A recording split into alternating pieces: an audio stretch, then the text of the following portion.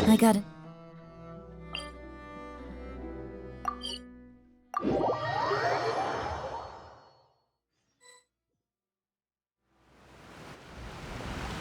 Hey, traveler. Paimon. Oh, Paimon knows that voice! Over here.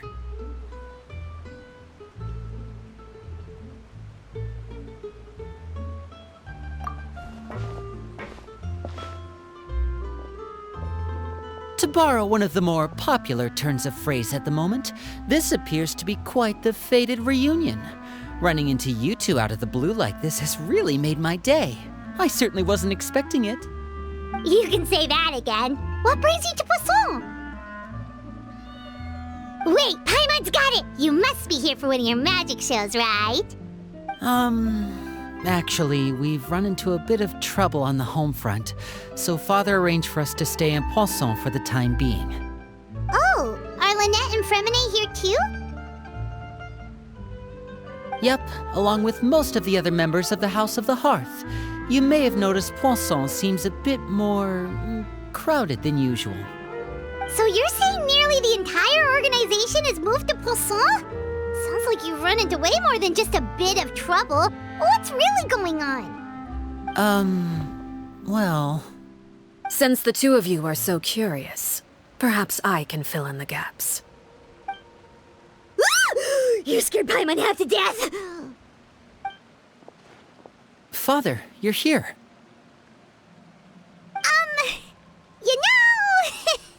On second thought, maybe we don't need to know? It's all probably super confidential House of the Hearth stuff, right? We totally weren't trying to pry or anything. No need to be nervous. I could sense your genuine concern from your conversation just now. Of course, I can also understand your confusion. Sending so many Fatui here to Poisson, it's only natural that some might suspect an ulterior motive to be involved. I understand. I'm well aware you've had your fair share of confrontations with the Fatui in the past, and I can't exactly guarantee that we'll remain on good terms in the future. As for right now, however, I would say we have little reason to be at odds, wouldn't you agree? The House of the Hearth could stand to be more open with those who have worked so closely with us in the past.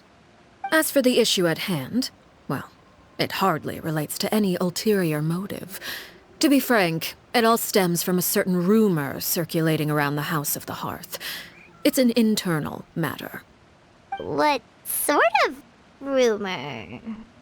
A rumor that a certain phantom child is hiding away in the House of the Hearth. A phantom child?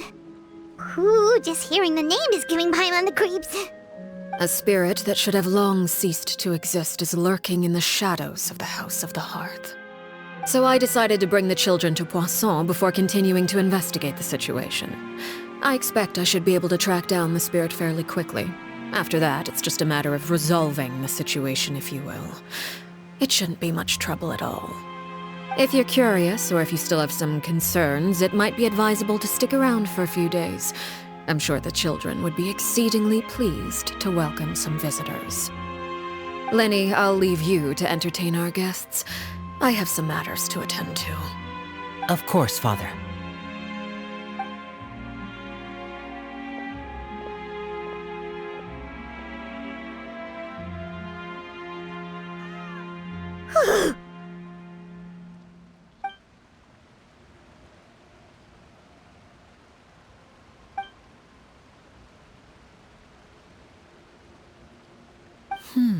It has long been a dream of mine to invite you to our home and introduce you to my other siblings. You're quite well known in the organization already. A lot of people have been talking about you, especially after everything with the prophecy. If you're willing, why don't you stay a while and have a little chat with us? Alright. We don't have anything else to do right now anyway.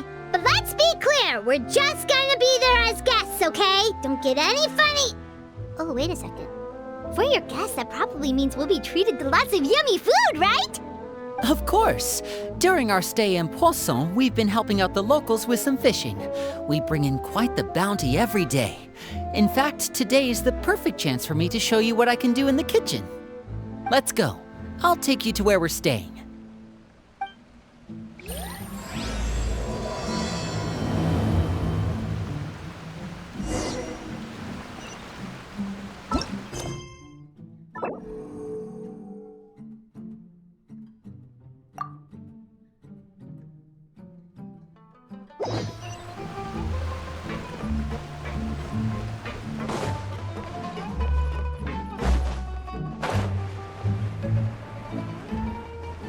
Take it easy.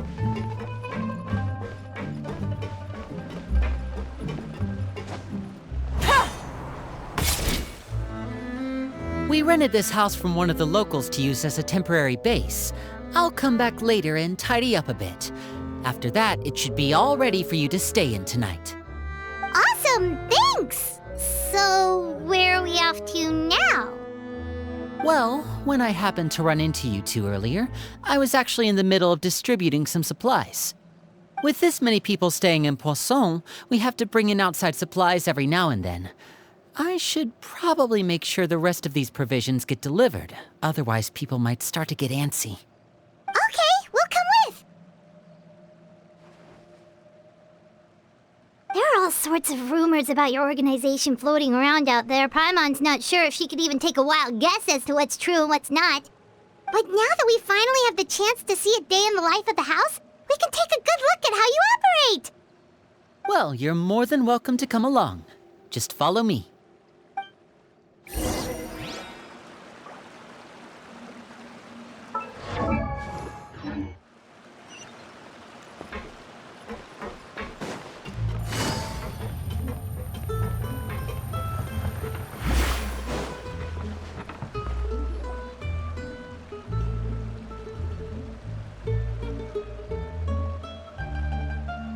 Linny! You're finally here!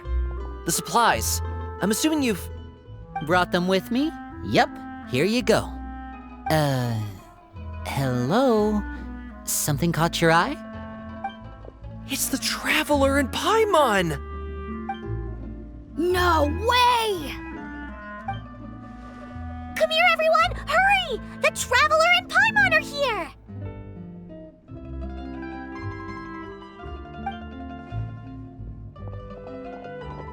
One at a time, please. Don't crowd around them all at once. We don't want to scare off our guests now, do we? Oh, it's all right! Gotta say, Paimon didn't realize we were this famous. Of course! Father and Linny have told us so much about you. Father told us about how you helped Linny. According to her, you're a trustworthy friend. And as far as she's concerned, that's pretty much the highest compliment we've ever heard her give. As you can imagine, everyone's been very curious about you. I heard the Traveler is so strong that she can move a mountain with her bare hands. I heard Paimon eats so much that she can clean out the entire pantry at Hotel de Boer in just 3 days! Wait a second! That's the rumor you heard about Paimon? Oh, not cool at all! Oh, wait! When guests visit, you're supposed to give them gifts and stuff, right? Oh, we don't need something like that. Besides, we don't have anything to give to you! Come on, we insist! I can give you some of my new potions. Just pick your poison. And by that, I mean medicine or actual poison. I've got both. Huh? Or maybe Shaplo can teach you guys about stealth! He's super good at it! He's never been caught. Ah, now that's not a bad idea. I know you usually prefer to fight head-on, but it never hurts to expand your bag of tricks, right? When it comes to eliminating your enemies, staying quiet can go a long way. Trust me, I would know. I was poisoned not too long ago, and I'm still dealing with the after effects. So I'm not quite as good as I was before, but I can still give you some pointers. Wait, when you said gifts, Paimon didn't think you meant poison and stealth tactics! But those are the best things we can give you. You don't like them? Ooh, how about this? Tell me the name of someone who really annoys you, and we'll teach him a lesson for you. All right, Fold, Selwar. I think that's enough suggestions for now. When it comes to being a good host, it's the thought that counts. You don't need a physical gift to make our guests happy. In fact, pestering them with suggestion after suggestion might make them more annoyed than anything. I would say your enthusiasm has certainly gotten across. Really? Awesome! It's been so long since we've had guests to play with. If there's anything you need, just let us know. Yeah, especially if it's poison or something. I've got all sorts of potions for that. Well, we'll talk to you all later. We've still got supplies to distribute. All right, see you later.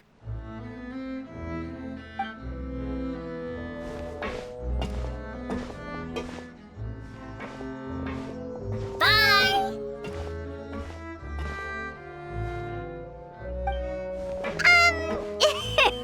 Lindy, about all that poison and stealth tactics talk just now.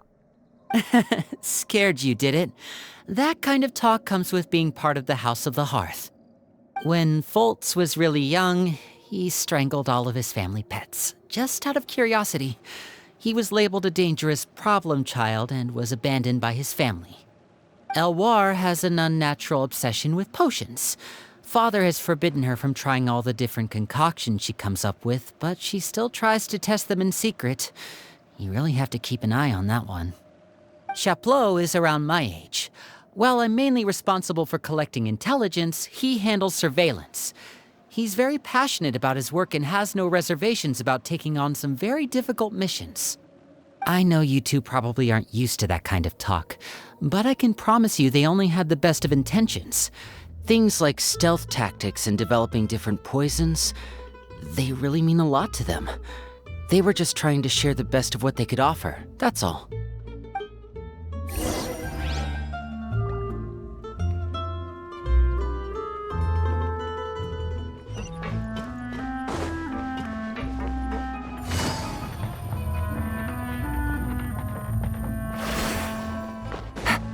Take it easy. Filial, supplies are here. Thanks. And who are these two? Outsiders? Allow me to introduce you. This is the Traveler and Paimon. Oh, you're the famous duo I've been hearing so much about. It's nice to meet you. I heard you've traveled to all sorts of places. Is that true? Of course! We're making our way all across to that! Oh, good for you. You must be pretty familiar with Fontaine by now, then. Have you seen the new opera that started running recently? I think it's called... The 4,000 Thieves? Oh, this is the first we've heard of it. It seems like it's going to be fantastic. From what I've been able to tell from the posters, anyway. You should definitely check it out if you have the time. Oh, and there's the Blind Maiden, too. That one is supposed to have audience interaction. Seems pretty interesting. After this mission is over, I think I'll go get a manicure. Oh, maybe I should dye my hair. Wonder how much it'll cost. Is it just Paimon, or do these two seem much easier to get along with than the others? Looks like the House of the Hearth has some normal members after all. I heard that. Oh! Oops. I'm guessing you're referring to Foltz and the others? Yeah, we're definitely not all like them. I bet those crazies are practically foaming at the mouth right now. I'm sure they just can't wait to get back to Snezhnaya to carry out the plan. That's enough, Filial. Don't talk about family members behind their back, right? Whatever. Let's go. Guess this is goodbye then. If you ever have some time, we should go see the opera together.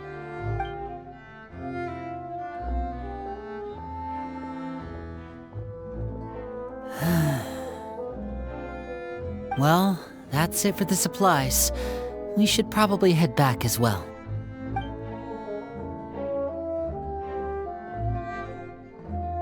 Well, they didn't seem too happy with each other. Seems like there could be something more going on here.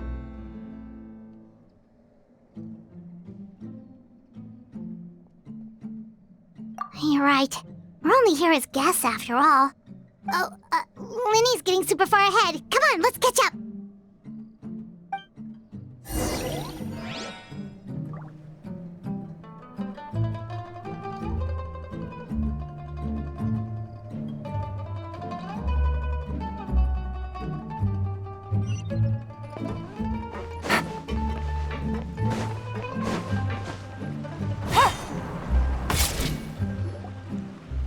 So, what do you think of the members you've met so far?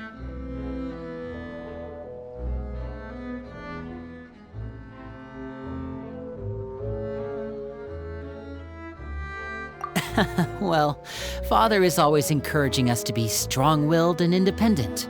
So if there's one thing we've got, it's people who aren't afraid to speak their mind. Well, I should probably get cooking. Wanna join? Of course! Then let's head out and... Fremine, what are you doing here? Fremine, nice to see you again! You too. I heard you're here as guests of House of the Hearth. Welcome. We were just going to make some food. Why don't you come along? I could use some help in the kitchen, and I seem to remember you mentioning you wanted to make seafood soup for the traveler in Paimon. Seafood soup? Oh, Paimon's drooling already. Were you looking for something just now, Fremine? Maybe I can help. It's nothing. I just wanted to see if there were any extra supplies. Yeah, we've got some left over. What do you need?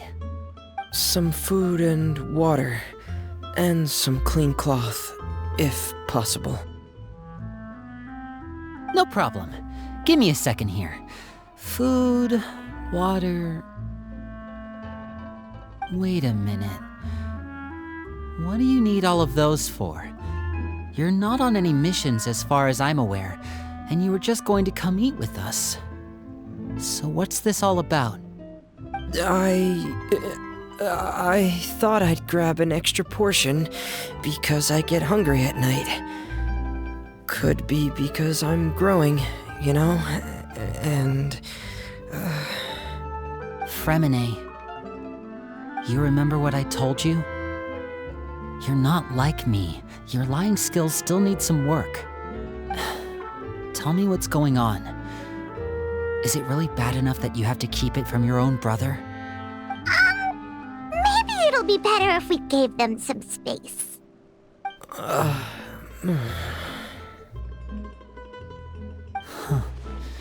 This is the first time I've seen that kind of look on your face.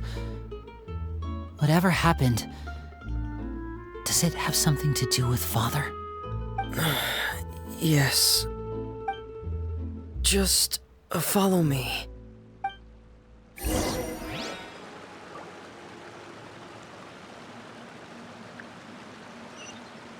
Take it easy.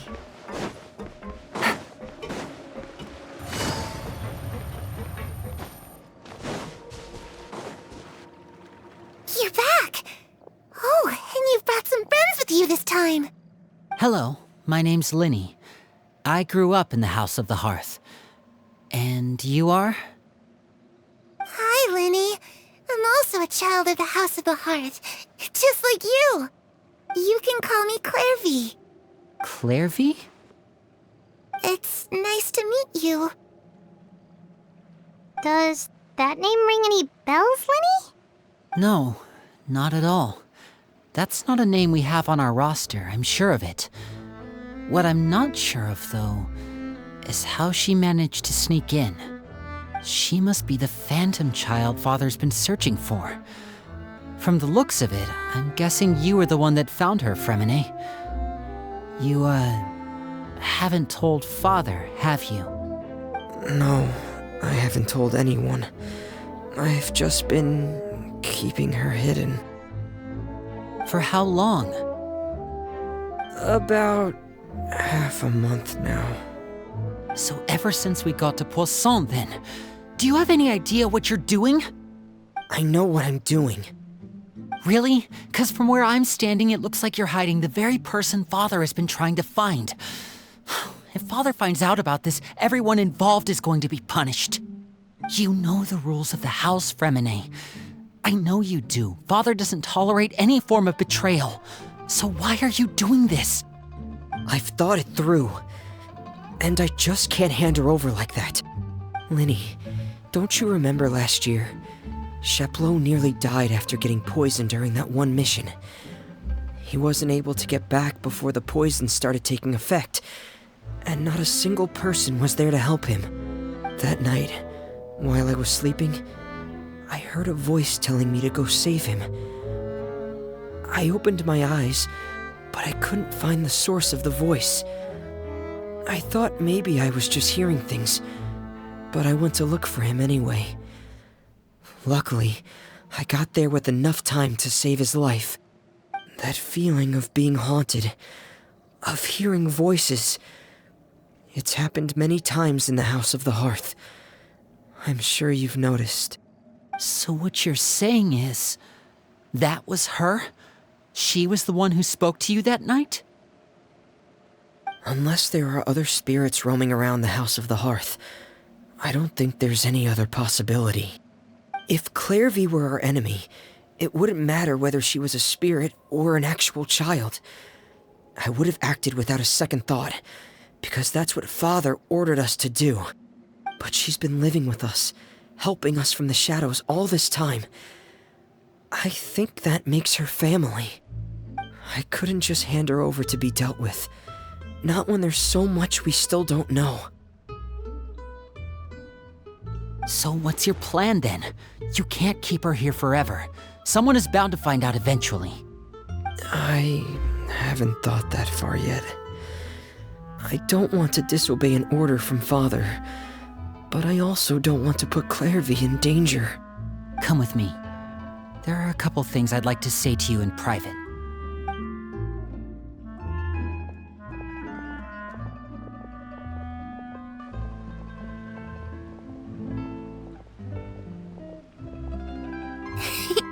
Those two sure care a lot about each other. Well, they got a funny way of showing it. From where Paimon was floating, it sure seemed like they were about to bite each other's heads off. No way! They have a really deep bond. I could tell right away, because I also have a friend like that. I just don't know how long that kind of bond can last. The darkness in the house runs deeper than you can imagine. No one can get out alive. I'm sorry, Linny. I really didn't mean to drag anyone else into this. Oh really? You didn't mean to? 'Cause I for one wish you did. Huh? What do you mean?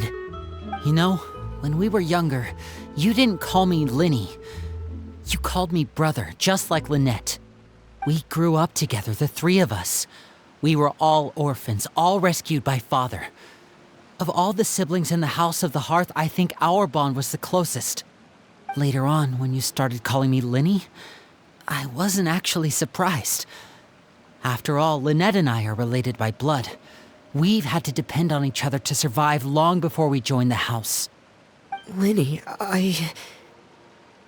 The darkest and most difficult moments of my life happened before you and I had ever met. I'm sure that's true for you as well. Even so, Fremine, we've stood by each other for all these years now, and to me, that means more than blood. You and Lynette are the most important people in my life. No one can replace you. So I won't let you face anything alone. Not if I can help it. Oh, looks like things are getting kinda heated between Linny and Fremine. Maybe we should go check on them. Oh, it's raining. I should put my clothes away. Hey, you two! Hope we aren't interrupting anything. Like a fight, or... Oh, wait a minute, Fremine. You're not crying, are you? Is everything alright? everything's fine. Thanks for asking. Well, we're all friends here, right? We've been through so much together, so if there's anything we can do to help, just say the word. It's just a small family dispute. It's not something our guests should trouble themselves with. In fact, it might be better if your stay ended here. What are you getting at, Traveler? When guests are around, families are often on their best behavior. And any disputes are less likely to escalate. That's what you're trying to say, isn't it? I just... Thank you.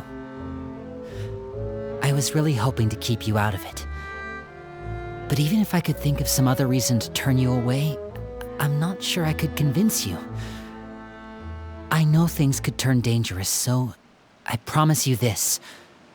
From now on, I'll protect you like my life depends on it. Me too. Well, back to the matter at hand then. If we don't plan on handing Clairvy over to Father, then our only other option is to solve the mystery of her identity before Father is able to track her down. That means finding out where she came from and what she's doing here. Then we can send her on her merry way and pretend like none of this ever happened. I've tried that already. And? And... nothing. I tried taking her somewhere really far away, but... after some time, she just reappeared. She even came with us all the way to Poisson. It seems like wherever the house is, she follows. I don't know much about spirits. Do you two have any ideas? Let's see here. Paimon remembers hearing something like, if you fulfill a spirit's last wish before they died, they'll let go of whatever's keeping them here and return to the ley lines. Oh, it's just that Paimon doesn't really remember where she heard that, so it's not guaranteed to work or anything. Well, sounds like it's worth a shot. Guess that means we should go ask her about her wish. But first, Fremine, I need you to promise me something. What is it? I need you to promise me that this will stay between the two of us. We're the masterminds behind this whole thing. No one else gets involved. Can you do that for me? Of course. I promise. All right. Then let's seal the promise just like when we were kids. Fist bump on 3. Ready? 1, 2, 3. I swear.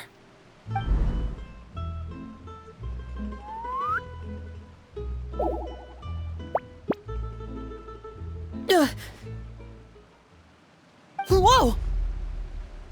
Lynette!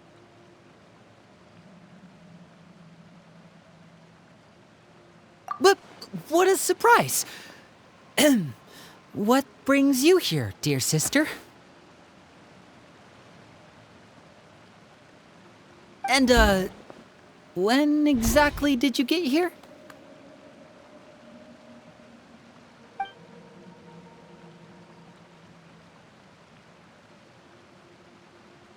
You're an idiot, brother. And you too, Fremine.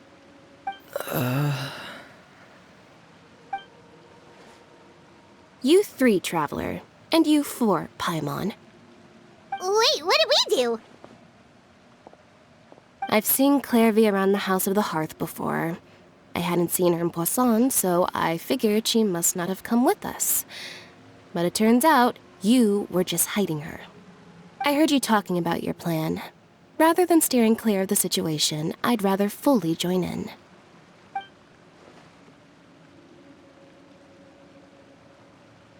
If you don't agree, I'll have no choice but to report everything back to Father. Simple as that. You're not giving us much wiggle room here, Lynette. Well, I guess we're all in this together then. After we talk to Clairvy, we'll figure out our next move. There's no time to lose. Let's go.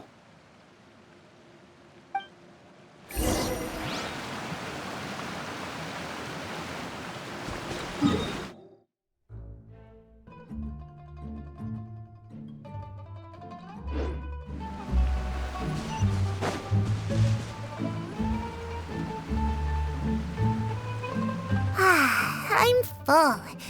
Thank you for bringing me this food, you guys. She said she's full, but the food doesn't look like it's even been touched. That's right. Based on what I've been able to observe, it doesn't seem like Clairvy can interact with the physical world at all. Still, when she's presented with food, she'll always linger around it for a good little while. Maybe, in her mind, she really is eating those things. Does she know that she has already passed away? I've tried to ask her, but she didn't answer. My guess is that she's just as confused as we are. Or maybe she couldn't understand the question at all. Clairvy, if you've got some time, I'd like to ask you a few questions. Sure. Oh, another new friend. Hi, I'm Clairvy. Hello. Clairvy, how did you join the House of the Hearth? Huh? Isn't it the same for everybody? The knave brings you here and then you can't leave. It's just that your name, it's not on the roster. And I've never seen you before. The roster? Oh, I get it now. I think there might be some things you don't know about this place. The people in charge, they're not as nice as they look. They say they keep a roster, but it's not complete. There are a lot of people who aren't on it, and never will be. In this house, some people are family, and other people are just test subjects. Those kinds of people aren't ever going to get a place on the roster, unless it's the roster of people who've been executed. Wait, does that mean the knave... She... Is there anyone that can vouch for you? Perry, she's my best friend. She's the only one I trust in this place. Have either of you heard of that name before? No. Me neither. Clairvy, Perry. Neither of those names are on the roster. But it seems like she's telling the truth. Either that, or this kid's already got a bag of tricks bigger than mine. Maybe we should try a different approach. Clairvy, do you have a wish? A wish? It can be anything you want. Just imagine. It's your birthday, you're blowing out the candles, and your wish is...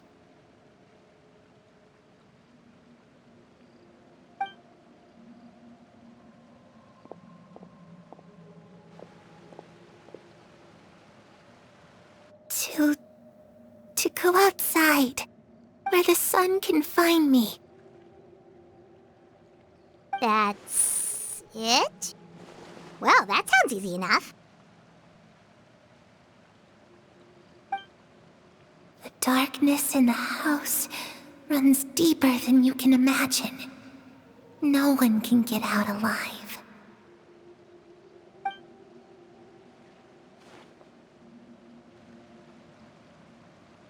Okay, time to divide and conquer. Listen up, I've got a plan. I'll try and find a way to use basic illusory magic to take Clairvy outside and bring her somewhere with sunlight. Lynette, try and find the list of executions that Clairvy was talking about and see if her name is on it. Fremine, you stay in Poisson. We can't be the only ones who've had run-ins with Clairvy. I need you to collect intel on everything she's said and done. Understood. I'll try my best. What about us? What should we do? I really appreciate your willingness to help, but this is a family matter. I don't want to drag you in too deep. It's too risky. Let me think. Since Father considers you to be guests, maybe you could stick by her side for a little while. You don't need to do anything except keep up some nice, casual conversation. Ah, Paimon gets it. You want us to distract her.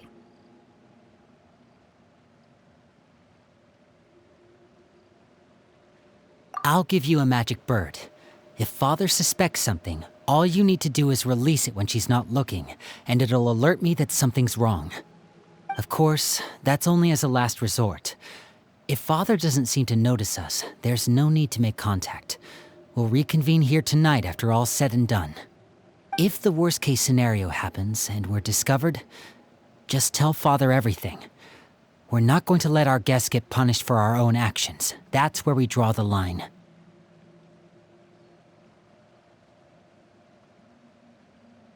You too.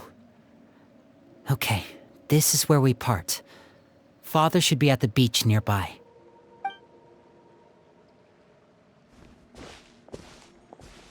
I really hope this goes well. No, it has to go well. That's the only way this can get resolved.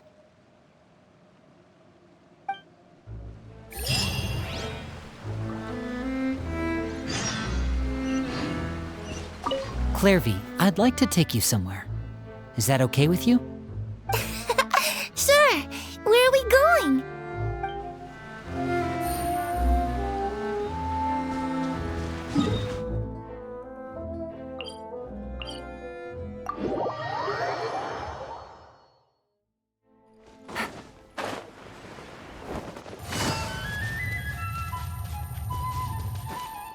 Take it easy.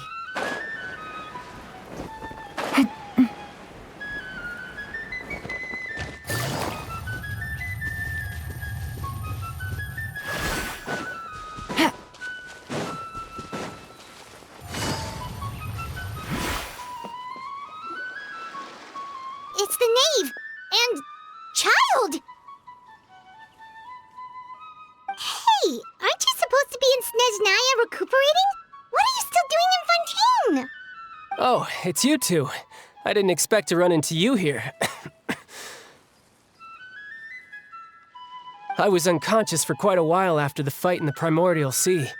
After I woke up, I realized I was being taken back to Snezhnaya, and well, I couldn't have that now, could I? Not when I've still got unfinished business here in Fontaine. So, I mustered up all my strength and made the journey back on my own. What sort of unfinished business are we talking here? It has to do with Skirk, my master. I really wanted to meet up with her, but by the time I got back, she had already left. I still have so many questions for her. Without any other leads, all I could do was ask the knave to help me track her down. She must have left behind some traces from her time in Fontaine. Oh, okay, so have you found any clues? Unfortunately, no. While the House of the Hearth is adept at collecting all manner of intelligence, certain existences can still manage to escape our purview. Basically, unless Master feels there's a need to meet with me, she's not going to be found. But that problem has an easy fix. I just need to become stronger, and then... Paimon thinks you should focus on getting better first. The worst of it is over. It's all thanks to that one kid from the House of the Hearth. Elwar, I think her name was. She gave me a bunch of random potions to drink. They didn't go down easy, let me tell you. Pain and chills all over. But they really did help speed up my recovery. And that's good, because it looks like I really do have to head back this time. The old man's been putting the pressure on me. He sent someone to tell me I'm needed for some sort of project. Project Stuja? Yeah, that's the one. I heard Regrader's involved too. I'm not looking forward to having to listen to all his monologuing, that's for sure. Hey, maybe you could think of a way for me to stay in Fontaine for a little longer. Helping Linny and the others brush up on their fighting skills would be far more interesting. If you and I could spar, that would be even better. I've been waiting for a chance to see you go all out. And what a sweet little daydream that is. But I also have a role to play in all this. I'll be leaving Fontaine shortly as well. Besides, considering how little they see fit to step outside the homeland, being called on to return to Snezhnaya by such illustrious dignitaries, what a great honor. Wouldn't you agree? One I could do without, I'd say. Is it just Paimon? Or does it kind of seem like they're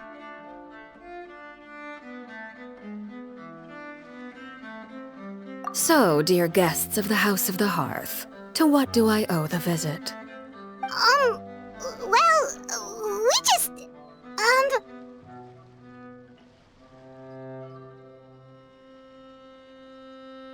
Right! We're super close to Linny and the others, but we still don't know much about you! Is that so? Introductions have already been made, have they not? Oh, well, you see? There's only so much you can learn about someone from a short introduction. At least tell us something a little extra, like, why do you call yourself father? Huh, good question. I'd also like to know. The fact that you have to ask tells me our intelligence work has been quite successful. Telling you the answer to that question would only serve to undermine that success. And we can't have that, now can we? Spoken like a true diplomat. That was some expert sidestepping right there. Well, if there's nothing else, I think I'll take my leave. I still have a small matter to resolve at home. Wait, don't go!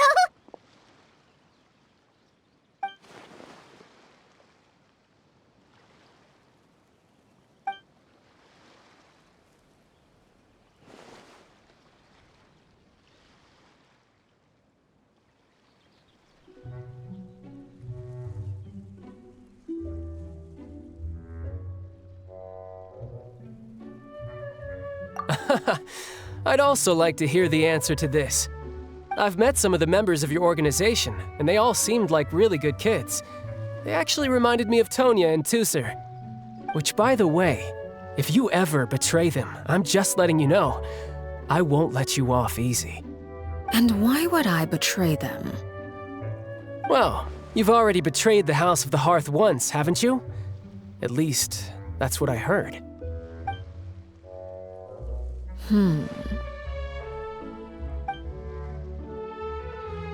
Okay, I admit. That's just what the old man told me. The rooster, I mean.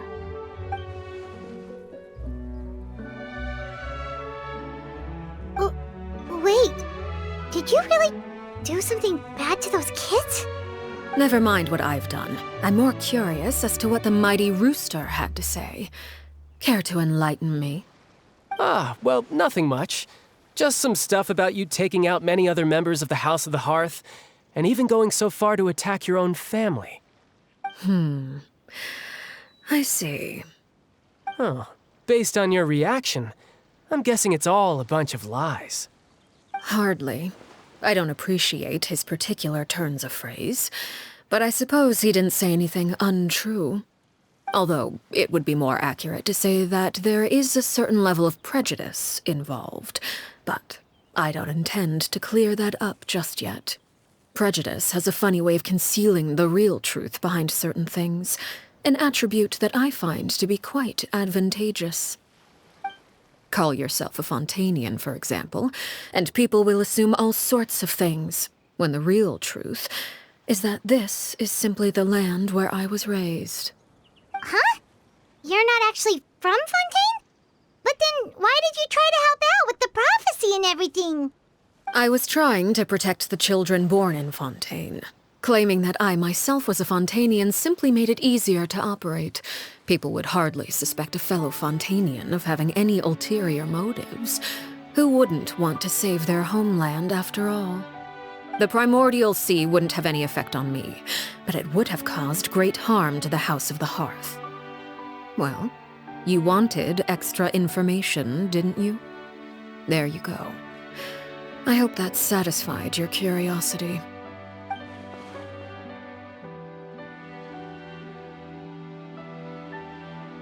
So, you stayed in Fontaine for the kids. I guess I was wrong to believe you'd betray them. Apologies. Looks like I was holding on to some prejudices myself. Good. Like I said, I like it when others have misconceptions of me. Actually, while I was recuperating at the House of the Hearth, there was something else that really caught my attention. I heard that members always resolve disputes and arguments with a friendly spar, and the loser has to back down. Seems pretty cool if you ask me. Would also give them plenty of opportunities to hone their skills.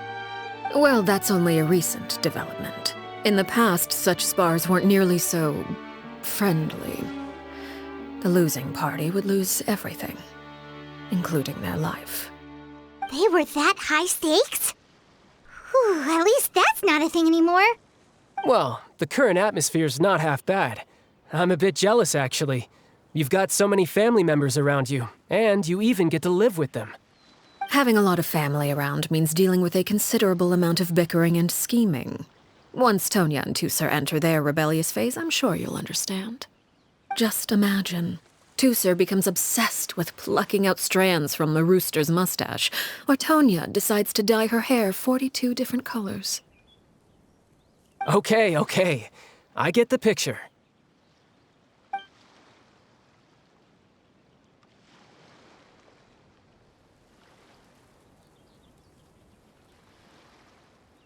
Well, would you look at the time? I should probably get going. Traveler, Paimon, I'm not sure where our paths will cross next, but the next time we run into each other, we should definitely try and find some time to spar. Again, maybe this is a conversation we can have when you look less like you're gonna keel over. All right. Well, thanks for everything, Arlecchino. No thanks necessary. You also played a part in obtaining the Gnosis. I would say we can call ourselves even.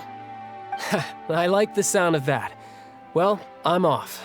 See you all some other time. We should probably get going too. Do you want to head back with us? Oh? You want me to leave so soon? Oh, well, you see, I'm rather enjoying the evening breeze. If you don't mind, I think I'll stick around for a bit. I have some things to think about. Apologies for not attending to you like a proper host. Please forgive this slight. I do hope you'll have a pleasant stay. We managed to keep her distracted until nightfall. Good thing Child was there to keep the conversation going. You don't think she suspected anything, do you? Oh, I wonder if Liddy ran into any issues. Let's hurry back and see how everything went. Oh? You decided to stay a little longer? Let's take in the ocean view together, then.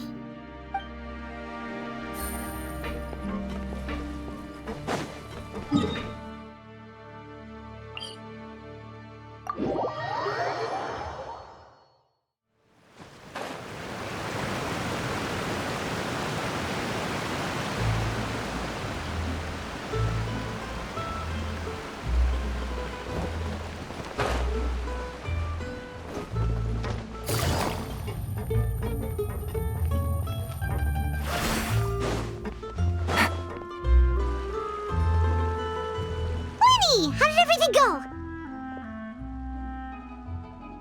Well, long story short, we ran into a small issue. Clairvy can't go into the sunlight.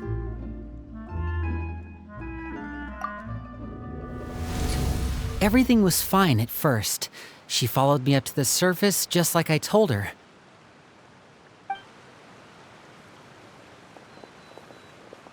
But as I led her out of the shadows and into the sunlight, she vanished.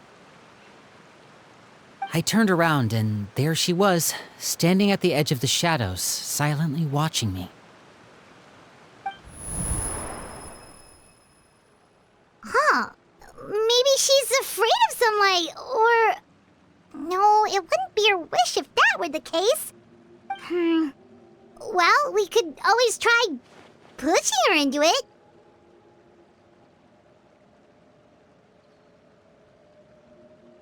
Oh, true. I've pretty much tried it all already. Nothing worked. Eventually, the sun went down, so all I could do was bring her back here. How did it go with you, Lynette? Good. I've got the list. It's right here. Really? Well, what are we waiting for? Let's take a look!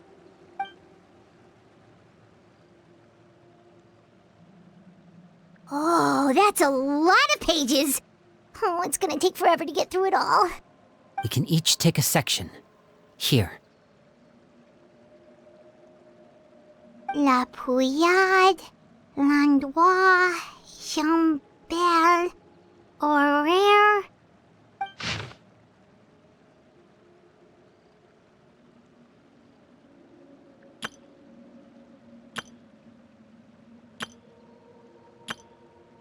Oh, yikes. That Horaire guy has a huge scar on his face. He's kinda giving Paimon the creeps. Ah, I've met him before. The scar is from an injury he received during a mission. I still remember him joking with me about it. He said any future lover would take one look at him and then lose all interest. Did he say anything else? Well, I asked if there was someone he was interested in. He said no, and that's where our conversation ended. It was only later that I learned he really did have someone he liked. He risked everything to escape so he could be with her, but it didn't work. One day, Father asked to see him, and, well, I never saw him again after that. Wait, so that means the knave, It may seem cruel, but it's just one of the rules of the house. Betrayal is not to be taken lightly. We know too many secrets to come and go as we please. So, if you do try to leave, you pay with your life.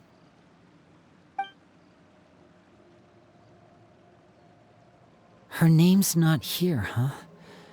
Well, that's not too surprising. It doesn't seem like this list is complete. It only contains records dating back around 5 years.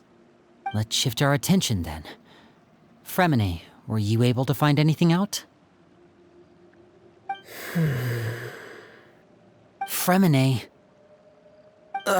Sorry. I was thinking about something.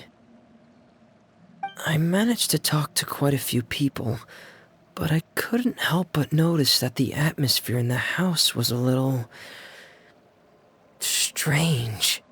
Strange? Yeah, I mean, I know there have been arguments in the past, times when people haven't gotten along. Chaplot and Filiol are a good example of that. Oh, those are two of the people that we met while delivering supplies. Paimon can see how they might not get along. They had very different vibes, and their, interests seem to be pretty different as well. That's to be expected, actually. Father brought us all here, shared her knowledge with us, taught us how to fight. That's one thing we all share. But that's also where the similarities end. Not all of us feel the same desire to stay here. As members of the House of the Hearth, we're also considered part of the Fatui. And to a lot of people, that's an identity they never asked for. Certain members get older and realize they want something else for themselves. But considering the rules of the house, most people would never say that out loud. People like Chaplot and Foltz are loyal to Father and her vision. They're proud to be part of the Fatui. Filiol and Nantoy, on the other hand, well, they aren't quite as enthusiastic. These kinds of conflicts have always been there. It's not like Father is in the dark about any of this. Well, that's true. But it just feels like things have gotten worse lately. Filiol and the others, it seemed like they were meeting in secret to talk about something. I can't say for sure, but I think they've met Clairvy. You think she's been inciting them to act out? No, not exactly. But I wouldn't be surprised if she said something to them about the darkness in the house and how deep it runs. She's told me about it before. Experiments being run on children. People being used as pawns on the battlefield without so much as the strength to survive. And they just believed all that? Without any evidence? Clairvy's words probably gave them the excuse they were looking for. Whether they actually believe them to be true is secondary. This is all because of Project Stuja, isn't it? Whoa. Hold on a second. What's this Project Stuja all about, huh? This is the second time it's come up now. Sorry, but I'm not sure of the details either. I only know what Father has told us, which is that it's something the Rooster and Regrator have been working on together. Apparently, it has to do with the Fatui's strategic plan for the future. Because the House of the Hearth was so successful in obtaining the Gnosis, we now have the honor of playing a key role in Project Stuja. Wait, but isn't that a good thing? Key role is just another way of saying dangerous role. To us, the whole thing is an inconvenience. Father thinks so too, but she's in no position to refuse. Their plan isn't exactly unreasonable, and they've been funneling the house a lot of funding. It's just that we'll lose a lot of members in the process. Participating in the plan, it's an honor in name only. What they're really trying to do is subdue us. The existence of an intelligence organization outside their control makes them feel uneasy.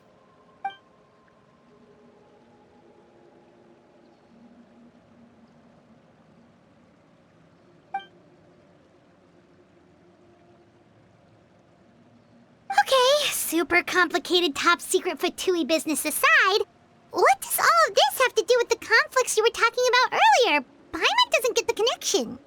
External pressure has a way of exacerbating internal strife. You can't overlook the power of fear either.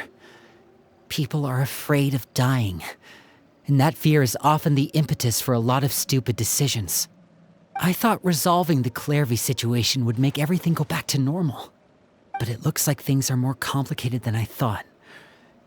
If we leave Filiol and the others to their own devices, sooner or later, Father will be forced to take action.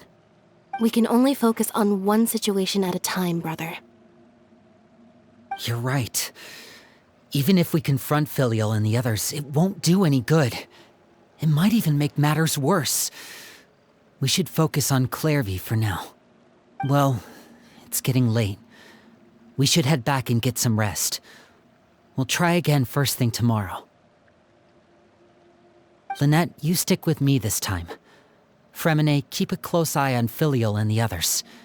Make sure they don't do anything they'll regret. Good work today, everyone. Have a good night, and I'll see you tomorrow.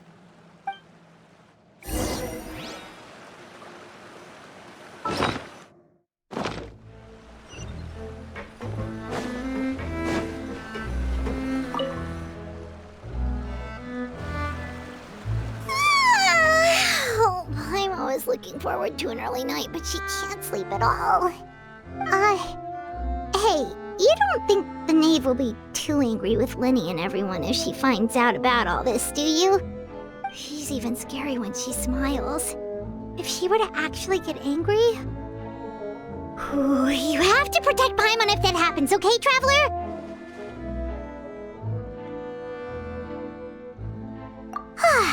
Trust is ever, Traveler. Look! Look over there!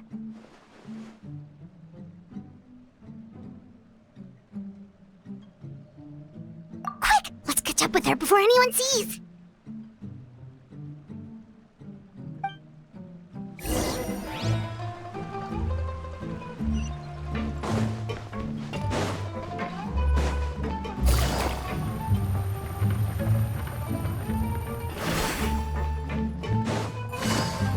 Over there!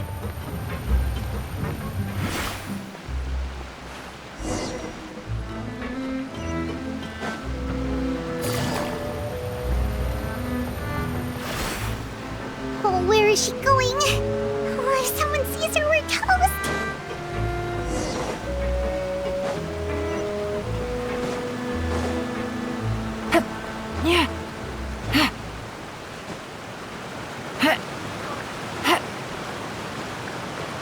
Oh, look!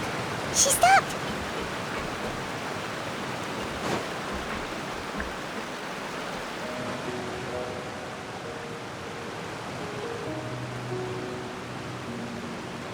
Clairvy! Shh.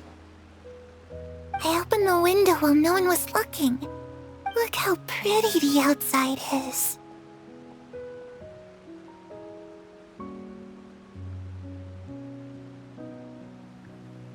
If only I could have more than this. You probably think I'm being silly, huh? All this hopeless resisting. It's better to dream of what I could have than try to make it a reality, right? Please, help us get on the same page here, Clary. We need you to tell us what you know. Can you do that? Sure. Although, after you hear all this, I think you might regret that decision. Everyone in this family is nothing more than a tool, something to be used and exploited. We're all expendable, including me. As long as you're useful, you get to stick around. Lose your value, and you're handed over to the doctor, experimented on, and given a fate worse than death. I've seen it happen again and again, and I've had enough. You're saying the knave did all that?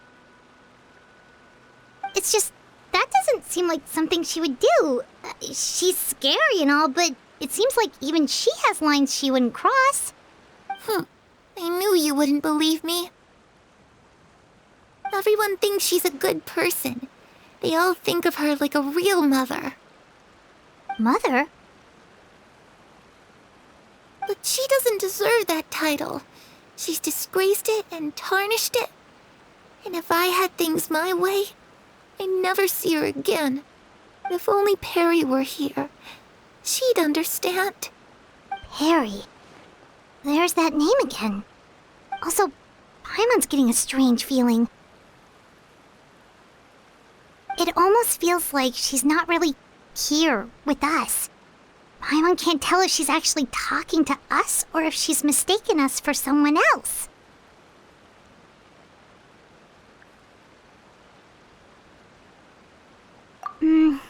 Well, in any case, it seems like she really needs someone to talk to. We should keep her company for a little longer. She looks so young. But it seems like she's been through a lot. It's getting windy. I should close the window. Ooh, look at the moon. Isn't it pretty? Hey, wanna hear a secret? I heard that if you look up at the night sky in Snezhnaya, you can see the aurora. It's supposed to be super pretty. Even prettier than the moon tonight. Perry and I promised each other that once we're older, we're gonna go see it together. But I can't find her. I'm worried she's also been... No, that wouldn't happen to her. She's special. Mother likes her a lot. I should really go talk to Mother, but we just fought. She doesn't want to see me, and I'm too scared to face her. What should I do?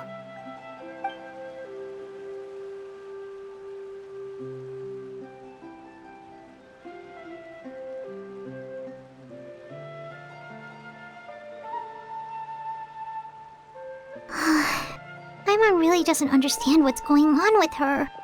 Well, let's head back. We've got an early morning tomorrow.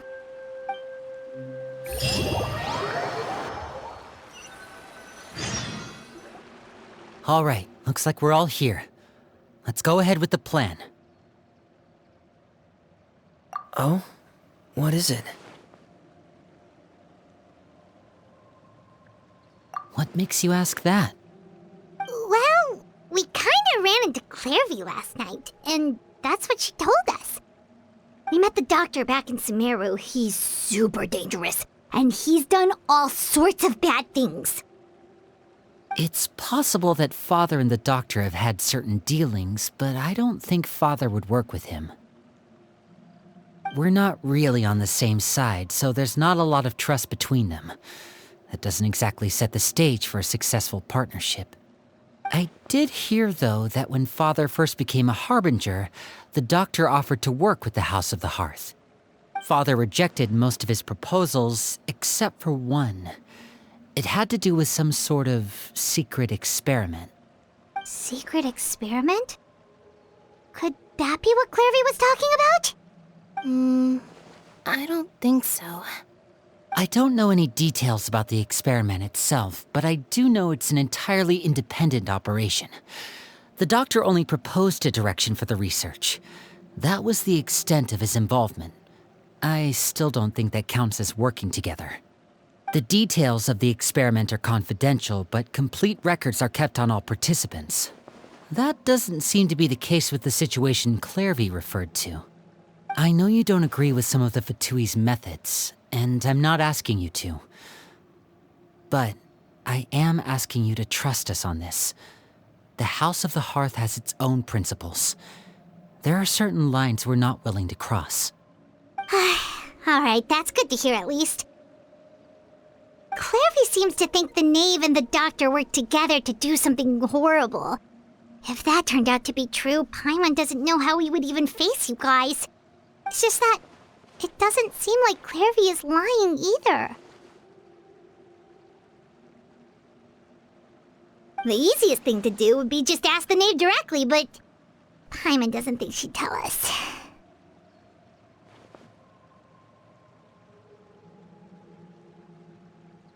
Father didn't come back last night. She's probably still near the shore. We'll be counting on you to distract her. Lynette, you're with me. Fremine, you know what to do. Be on your guard, everyone. All right, let's get to it.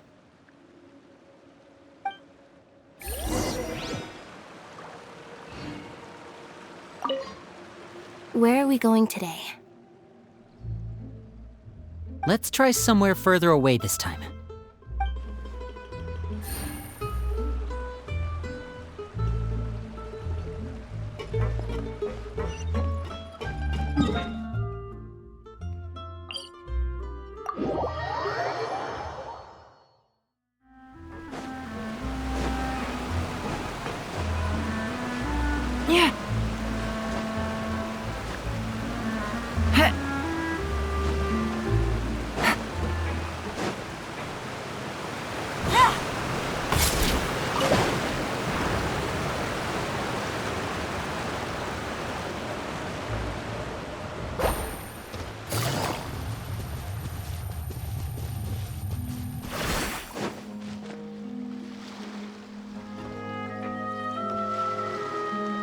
Ah, it's you two again.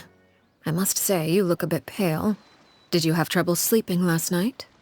A little. Perhaps if you had less on your mind, you'd be able to absolve yourself of such troubles. So what are you planning to do now? Catch up on some sleep? Or should I give you some time to rack your brain for a topic to discuss before I ask any questions? Although I must profess to being curious.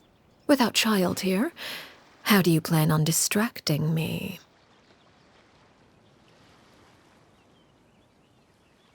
Us? Distract you? A good one. But no, we were just here for a chat. Looks like you could have used some extra time to think. No matter. If you don't have any other plans, why don't you accompany me somewhere? Don't worry.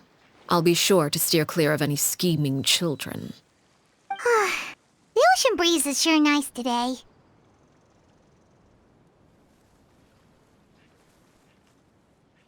Children always think they can hide things from the grown-ups. But nothing gets past me. Least of all a little scheming. I think I'll let them have at it for a little longer. I can be very patient. Well, I'll leave you to think things over. If you're so inclined, meet me outside the Palais Mermonia. Good things come to children who do as they're told. So I do hope you decide to tag along. If only for your friends' sakes. What should we do? She clearly knows about everything we've been doing, and Paimon doesn't think it'd be a stretch to say she was threatening us just now.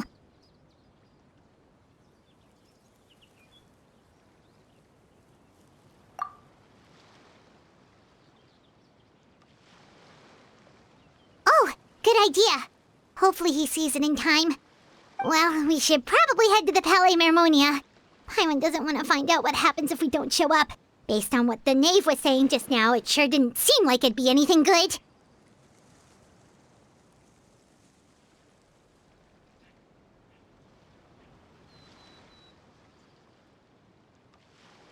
Okay, then we probably shouldn't keep her waiting. It seems like Linny and the others are on thin ice, so let's do our best to not get them in any more trouble.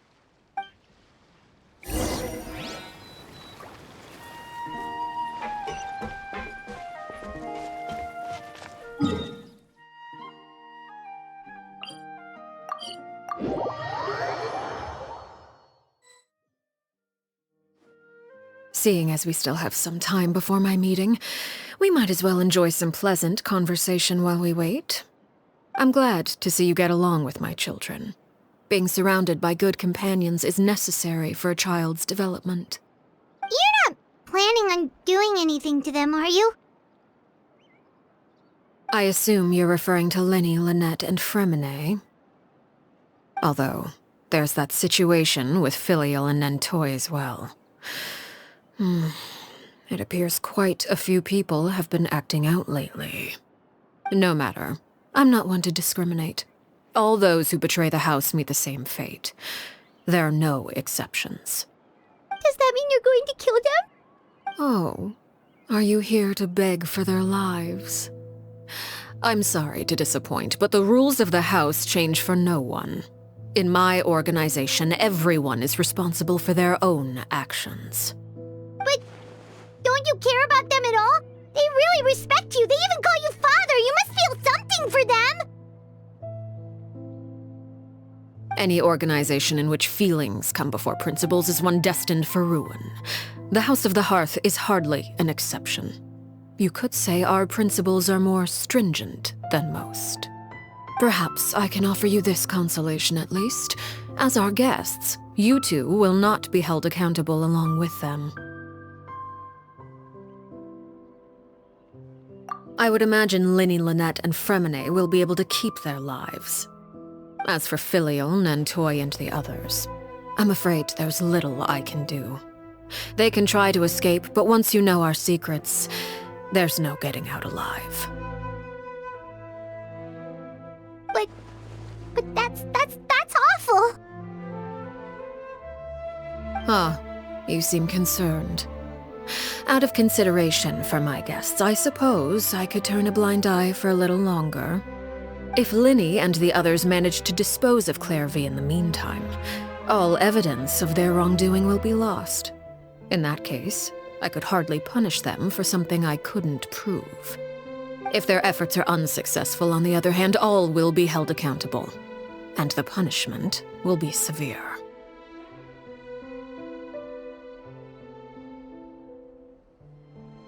Of course. Oh, and here, I believe this belongs to you. Do try and keep better track of it next time. It takes a considerable amount of time to train a bird like this. It would be such a pity if you were to lose it. Permanently. Wait, where did you get that? Well, I'm afraid that's all the time we have to chat. Now, for the matter at hand. I asked you to meet me here because I have business at the Palais Mermonia. It has nothing to do with you, but I think it would be prudent for you to stick by my side for the time being. There will always be time later to run off and tell Linny what you've learned. Well, time to go. Looks like we wrapped things up just in time.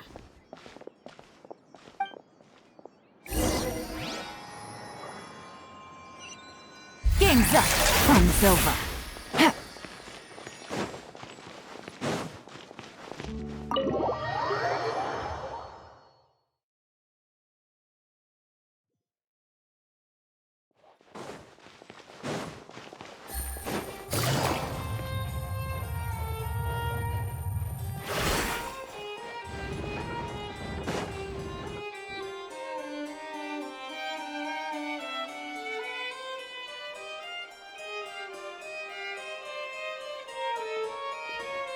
It's been a while, Monsieur Neuvillette. I must say, I wasn't expecting my meeting request to be approved quite so quickly. The Palais Mermonia operates with an efficiency worthy of admiration. It is only right that an esteemed diplomat such as yourself should be afforded the proper level of respect. Although, if I may speak plainly, I must confess that I did not anticipate we would have the occasion to meet again after presenting you with the Gnosis. I see you've brought the Traveler and Paimon with you as well. If I may inquire as to the purpose of your visit. I'll be departing Fontaine shortly. There is, however, an outstanding matter that I would like to see resolved before I go. It requires a rather lengthy explanation, I'm afraid. So I took the liberty of explaining everything in this proposal. Please review it at your leisure, Monsieur Neuvillette.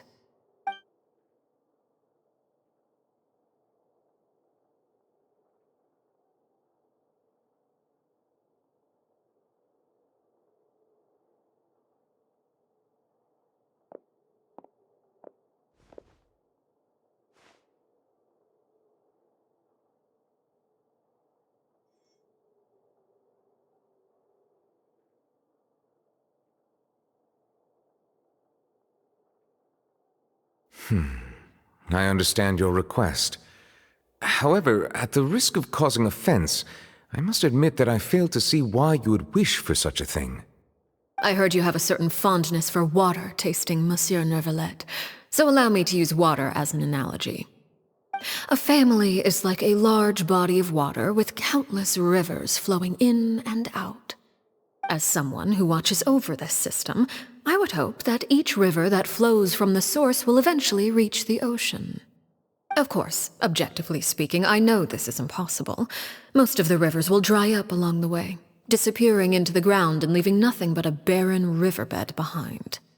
Not all rivers are destined to reach the ocean, but I would not see their existence rendered meaningless. I believe the water that flows within them is simply meant for a different destination, like a field in need of irrigation. Or perhaps the glass of a certain water-tasting enthusiast. Did you get any of that, Traveler? Your words paint an optimistic picture indeed. Allow me to remind you, however, few among us are willing to sip from a glass filled with tainted water. It may have been tainted at one point in time, but not to worry. I'll make sure it's strained of all impurities and returned to its cleanest form.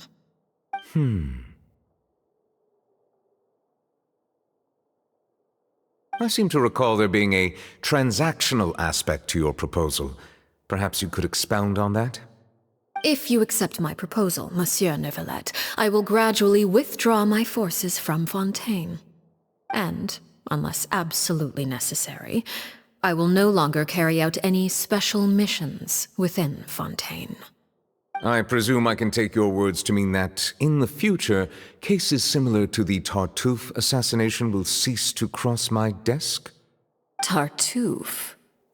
Ah, that thief who embezzled funds from all those charities, you mean? My deepest condolences to his family, but without any evidence, I cannot imagine how the House of the Hearth might have been involved in his passing. Of course, if you accept my proposal, Monsieur Neuvillette, I'm sure certain measures could be taken to reduce the frequency of such troubles. You choose your words carefully indeed. In that case, I am inclined to accept your proposal. My thanks for your generosity, Monsieur Neuvillette. Well, with that settled, we should be going now. I took the liberty of bringing along 2 bottles of spring water from Snezhnaya for you to enjoy. I do hope I get the chance to hear your impressions. Perhaps at our next meeting, yes? Indeed. I trust you would not overlook your commitment in the meantime. All right, Traveler Paimon. Time to go.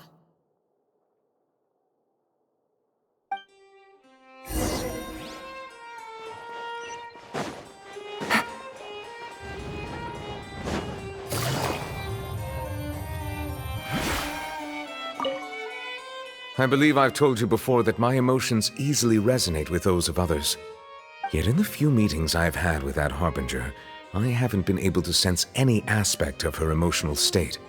Her mind is like a still body of water. Who knows what darkness lies in its depths, and the lack of ripples on the surface gives nothing away. It's unclear whether this is her natural state of being, or whether it's an incredible strength of will that gives her the ability to master her emotions. Either scenario, however, suggests she is a very dangerous individual. I do not expect an explanation as to why you two are by her side. Whatever your reasoning, I would only advise you to take caution.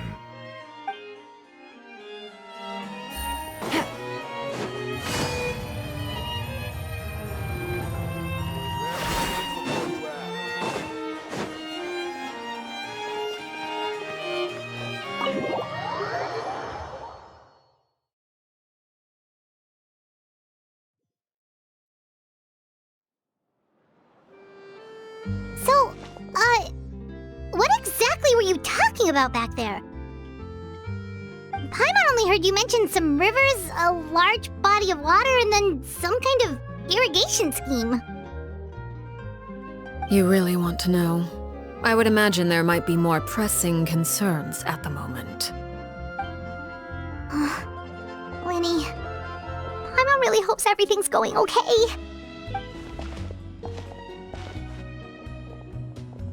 Oh, Paimon recognizes that look. You've got your thinking cap on, don't you, Traveler?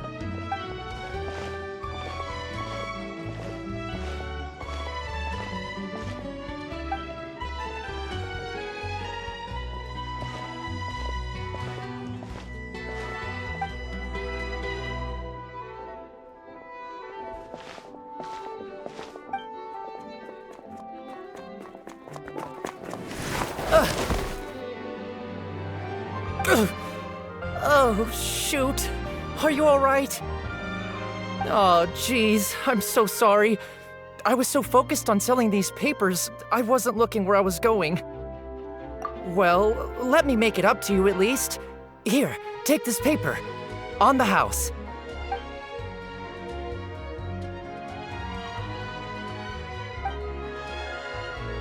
Oh, you don't have to give us anything. Please, I want to. It's not like I'm short on supply. All the extras will be useless come tomorrow anyway. It's my fault, really. I was just trying to bring home some extra mora for the family, but I bit off more than I can chew. I haven't had many takers today, so I'm still swimming in papers. What's going on here? Nothing much. I just ran into your friend here on accident. I should probably get going, actually, so... Hold on. Of course, I'm happy to compensate you with mora, it's just... I don't have any on me at the moment. I'll take 3 papers. Here. Your payment. Oh! Thank you for your patronage. May the Archons bless you with good fortune. If only I had the chance to run into such generous customers every day. I should probably just take on a smaller inventory though, right? I'm getting married soon, so sometimes it's hard to not get ahead of myself. Anyway, I should head out. Goodbye! Well, now that my affairs are settled, we should take the boat back to Poisson. We've even acquired some light reading to enjoy along the way. Actually, why don't we stick around for a little longer? Paimon just realized how hungry she is. She can't head back to Poisson on an empty stomach.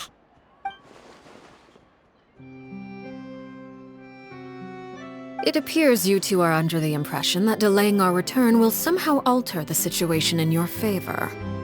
I'm sorry to ruin your fantasy, but your efforts are meaningless. That being said, I could be persuaded to give Linny some extra time. I just have one condition. If you agree to my request, I'll even answer some of your questions. You're quite curious about Clairvy, are you not? And my relationship to her. Wait, why are you being so generous all of a sudden? You're not gonna ask us to do something bad, are you? You overestimate yourself. You don't have the talent for bad things. Then what can you possibly... The most important consideration in a negotiation is that both sides receive something they want. Demands and threats only get you so far. Wonderful. Here it is. When the time comes, make the choice that you deem most appropriate in the situation, and lend your help to the House of the Hearth. Okay, sounds normal enough. But what do you mean, when the time comes? When is that supposed to be? That is for you to decide. Then we have a deal. Follow me.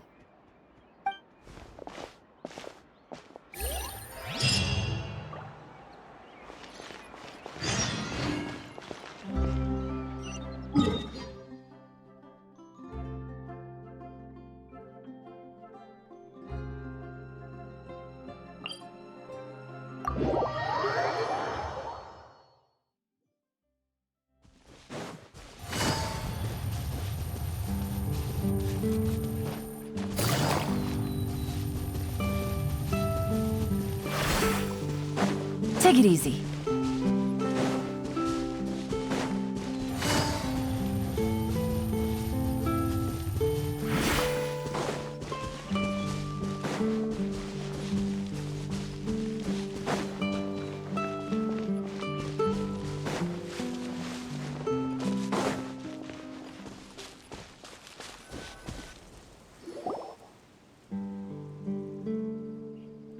What is this place? Somewhere long forgotten by everyone. It used to be a grand building. Now it's nothing more than a pile of rubble. No one comes here anymore, nor does anyone care about what once happened here. Although, this place does have something to do with the story I'm about to tell you. It was before I became a Harbinger, and before Linny and the others joined the House of the Hearth. Due to certain events, I first killed Clairvy and then her mother. And this is where it all happened. You were the one that killed Clairvy? Patience now. Allow me to explain Clairvy's side of the story first. I'll start from the beginning. Clairvy was 6 years old when she was brought by her mother, Crucibina, to live in the House of the Hearth. From the outside, it seemed like a fairy tale. A thriving family made up of kind adults and friendly children. Crucibina was the knave at that time, and the House of the Hearth was under her control. She was Clairvy's mother by blood, but she was also the mother to all the children in the house. Clairvy was happy here, for a time. But she quickly realized that being part of this family wasn't a fairy tale at all. It was a kind of purgatory. Purgatory? Exactly. The House of the Hearth takes in war orphans from all over Tevat. But as for how to raise them, that depends entirely on the person in charge. Crucibina came up with a novel idea. She would teach the children to fight, force them to duel each other, and then crown as the king of the house the child who proved themselves most worthy of inheriting her title. It's difficult to estimate the number of children who died or were maimed in the process. There's little I can say about the ones who died. The ones that emerged with permanent injuries, on the other hand, well, they still served a purpose. They would be handed over to the doctor to be experimented on, or sent away on dangerous missions. Nothing more than tools to be used and then discarded. So those were the experiments Clairvy was talking about. But what actually happened to her? You said that Clairvy was Crucibina's daughter, so if Clairvy tried to convince her to stop what she was doing, Crucibina probably would have listened, right? Despite being Clairvy's mother, Crucibina cared little for her daughter. She forced Clairvy to join the House of the Hearth only as a means to demonstrate her own impartiality as a mother, to prove that she treated all her children equally. Clairvy did try to convince her mother to change her ways, but it was to no avail. After her efforts failed, the only other option was to rise up and try to fight back. Unfortunately, the other children had already been thoroughly indoctrinated into the illusion of happiness Crucibina had created. Of course, there was one exception. Someone Clairvy's age who knew the truth about the House of the Hearth. Her name was Peruere. Wait, the friend that Clairvy mentioned? Friend, huh? I suppose we can call her that for now. Clairvy was a cheerful and passionate person with a tenacious spirit. Peruere, on the other hand, was rather cold-blooded. Her cold-blooded nature allowed her to see through Crucibina's facade. Yet, it was also this cold-bloodedness that prevented her from acting against it. At least at first. While Clairvy longed for freedom, Peruere was convinced that, amid all the fighting and violence, she would make it until the end. Despite their differences, the two became fast friends, united by their knowledge of the truth. Clairvy told Peruere that she hoped to create a real family, where no one would be killed or sacrificed. There may have been a certain naivete to her ideas, but Clairvy proved her determination many times over. She tried countless times to run away, ask for help, or expose the truth. But her efforts only earned her beating after beating. The only thing that kept her going was her strength of will. Even with her body racked with pain, she would still stand on her tiptoes and open the window at night. She and Perouer would look out at the moon together, a fierce longing for freedom shining in her eyes. But one day that light simply vanished. Oh no. What happened? Her hopelessness resulted from a culmination of things. 10 years had passed. 10 years worth of failure after failure. She and Perouer weren't children anymore, but finding any chance to escape still seemed as hopeless as ever. It was during this time that Perouer suggested a new plan. If escaping was out of the question, why not take down the very person sitting on top of this throne of lies? Mother herself. Clairvy rejected that proposal. She claimed that, as a famous harbinger, Crucibina possessed an unimaginable amount of power. Trying to kill her would have an incredibly low chance of success. Clairvy never gave another reason, but Perouer could see it written all over her face. Clairvy still thought of Crucibina as her mother. Killing her own flesh and blood was a line she couldn't bring herself to cross. If she couldn't escape and fight back, then only one option remained. Precisely. Death was the only way that she felt she could be free. It happened during a duel. When she arrived at the dueling ring that day, her partner turned out to be none other than Perouer, the very person that had stood by her side all those years. It was a fierce battle.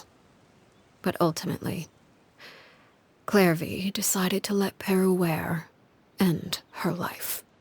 From that moment on, Perouer's journey was one written in flames.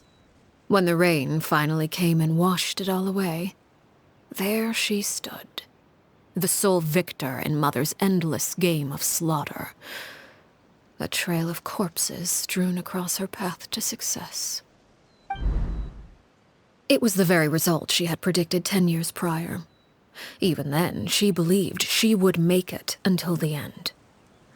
She wasn't surprised by the fact that she emerged as Mother's undisputed heir. Rather, her success left her with an inexplicable sense of restlessness. She was unsettled, and there was only one thing that could quell that sensation. Perhaps you two would like to take a guess as to what it was? Crucibina, you mean? But... Correct. This is the place where Perouer killed her best friend. A mere year later, this is also the place where she fought tooth and nail to kill the mother they shared.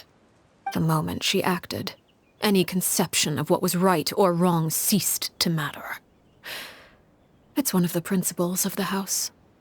Only those who survive get to write the rules. Perouer won the battle, and became a harbinger herself. After which Her Majesty, the Tsaritsa, bestowed upon her a new name. Arlecchino. So the Perry Clairvy was talking about... It was you all along. You're Perouer. Arlecchino is just a name you got later. I left that name behind long ago. I must say, hearing it now does bring back memories. After I defeated Crucibina, the moniker of Mother died with her. I chose to forego the title she called herself, and even chose to give up my own name.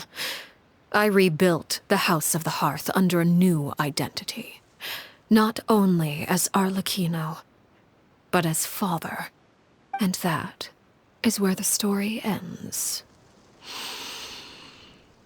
Any more questions? Yeah. Based on what you just told us, Clairvy wasn't a little kid when she was killed. So the Clairvy we met Was she really a spirit at all? I suppose you could call her an illusion born of flame. Her existence is like ashes to a fire. Something left over in the wake of blaze and ruin. You see, a certain power runs through my veins. It's not unlike a curse. My flames leave behind shadows of anything they consume. Of course, the chances of those shadows morphing into a sentient entity are exceedingly slim. Clairvy is a very special case. Clairvy died when she was 16 years old, but what emerged from the flames was her 6-year-old self. Her appearance wasn't the only thing affected. Most of her memories were lost to the blaze as well. Memory is a mysterious thing indeed. Losing a portion of your memories will alter your sense of self. Lose 10 years' worth, however, and it would be like living in the past. Like returning to a version of yourself that never grew up. No wonder Paimon got such a weird feeling when we were talking to her.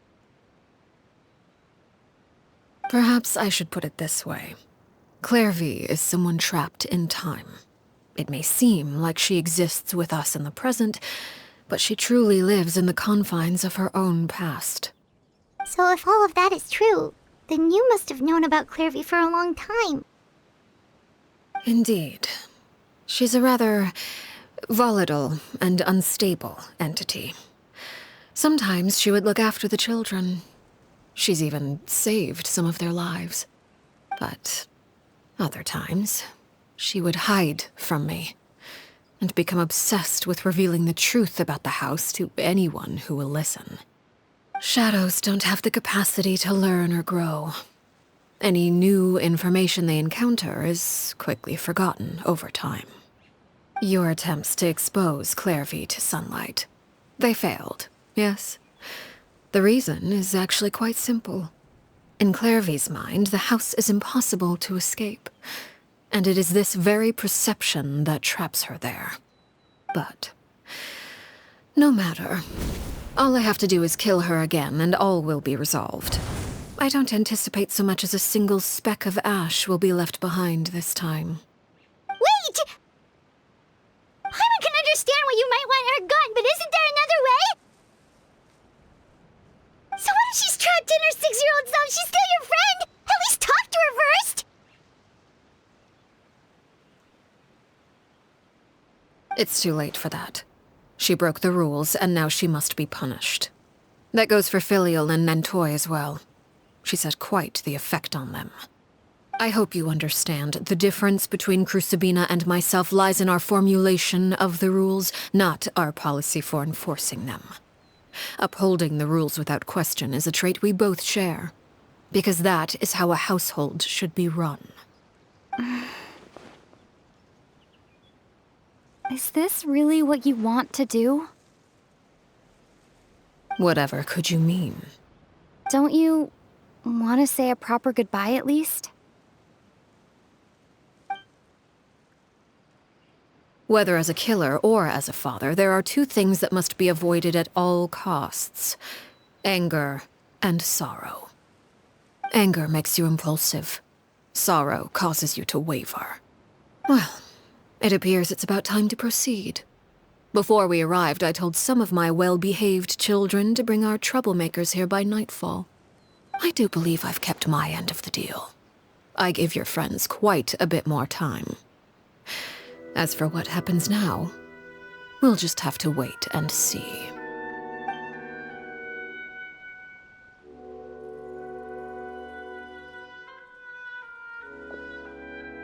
Here they are, Father.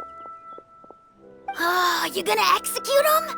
Seeing something like that would actually be a first for me. Lenny! I'm sorry. I heard about how you helped buy us more time. But I still failed. I couldn't find a way to fulfill her wish. Huh? Are you... Perry? Indeed, it's been a while, Clairvy. Perry! Shh, Stay right there. I'm sorry to postpone our reunion, but first I believe certain scores need settling.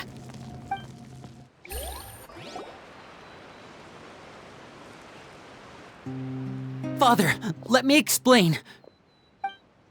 Out of my way. Father! You chose to conceal a threat to the house, and for that, you must be punished. Overall, however, I suppose your wrongdoing is hardly the most egregious of the bunch, so I'll deal with your punishments later. As for right now, the more pressing concerns are the traitors among us. By traitors? Do you mean us? Father, let me explain. We didn't mean to.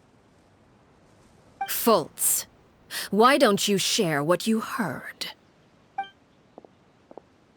Yes, Father. Secret Midnight Meeting number 3. Participants, Filial, Nantoi, Sato, Toddy. Nantoi clearly said, if only Father wasn't the one who took us in. Sato added, I'm sick of this life. I just want to live as a normal person. Filial was the worst of them all. She called us crazies and said a bunch of mean things about Father. I did not! You're lying! Fultz is trying to frame us! It's not like I'm the only one who heard those things. After that, you and Toddy and a bunch of other people started talking about Clairvy. You were using all those things Clairvy brought up as an excuse to question Father. We're birds locked in a cage. The only way out is to destroy it. That's what you said, wasn't it? You little... You just want me gone, don't you? What did I ever do to you, huh? And you, Sheplo, have you forgotten who stood by your sickbed, watched over you, and changed your dressings? Come on, let's hear it then. What's your reason for all this?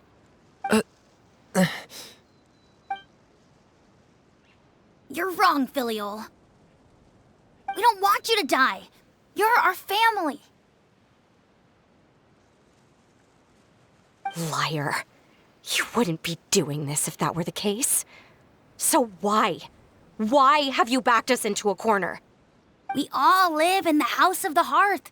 You know the type of work we do, Filial. A single betrayal can cost dozens of us our lives. It's not like it's never happened before. That kind of thing is hard to forget. That's why the House of the Hearth cannot tolerate any form of betrayal. Ever since we came to Poisson, you've had 7 secret meetings. A lot of the things you talked about really crossed the line.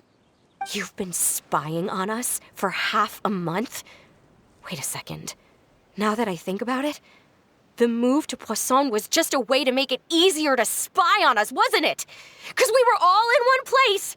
You've had this planned all along. Filial, Nantoi, I'm sorry. I owe you both my life. I owe Clairvy too. If it weren't for all your help after I got poisoned, I wouldn't be standing here today. If this were any other situation, I would do anything to repay that kindness, even if it cost me my life. But rules are rules. I'm sorry. My hands are tied. Why?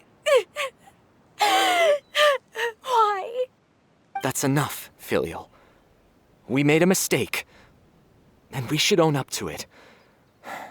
We broke the rules, plain and simple. And now we have to face the consequences. I'm sorry, Chapleau. Fultz. I'm sorry, Father. We accept our punishment. Chapleau, according to the rules of the House of the Hearth, how should these traitors be punished? All those who betray the house pay with their lives. And so it shall be.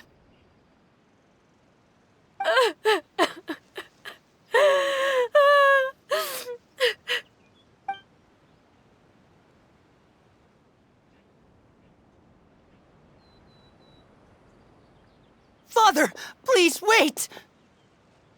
Something you want to say, Linny? Please reconsider, Father. What Filial and the others did, does it really count as betrayal? We all come from broken families. From the very first day we joined the House of the Hearth, we wanted nothing more than to make it a real home. But the truth is, none of us know what a real home should look like. I'm not saying I have all the answers. All I know is this. Killing Filial and the others may uphold the rules, but doing so will only bring us further away from being a real family than we've ever been. So please, Father, please reconsider. I agree with Linny. Father, please. Linny, you...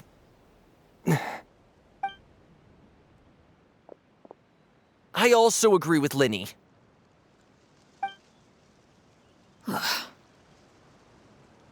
An order once given cannot be rescinded. However, given the extent of your determination, I suppose we shall have to go about this a different way. Draw your weapons and face me. Our weapons? Father, are you referring to a duel? Precisely. The rules of the house will not be altered. Traitors must be punished. However, resolving disputes with a duel is also one of our rules, one that also applies to me.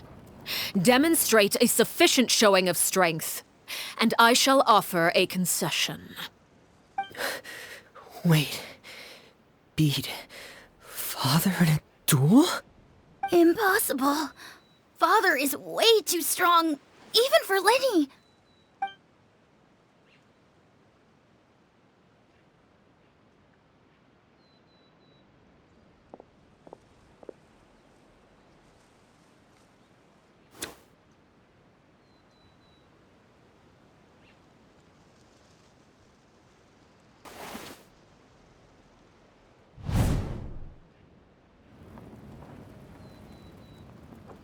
Did you hear that, Traveler?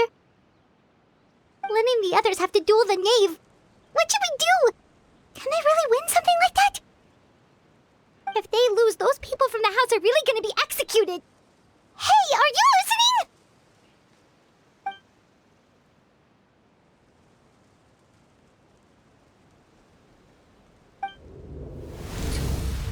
Don't you want to say a proper goodbye at least? Anger makes you impulsive. Sorrow causes you to waver.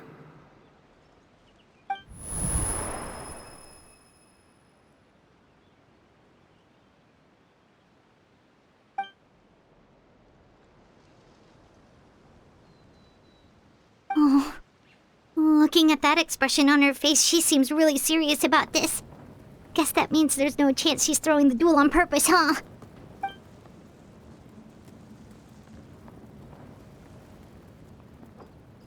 When guests are around, families are often on their best behavior. And any disputes are less likely to escalate. When the time comes, make the choice that you deem most appropriate in the situation, and lend your help to the House of the Hearth.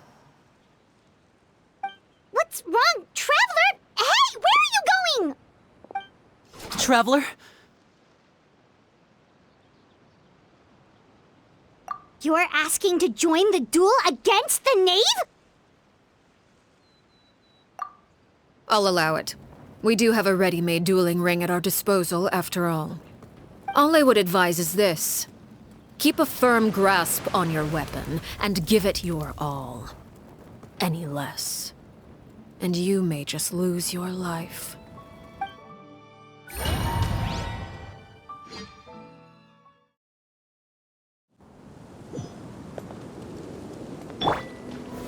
Stabilize! One with nature. There is no escape. Is it my turn now? This is order! As one with wind and cloud! Now's our chance! Now that's more like it. Inazuma shines eternal!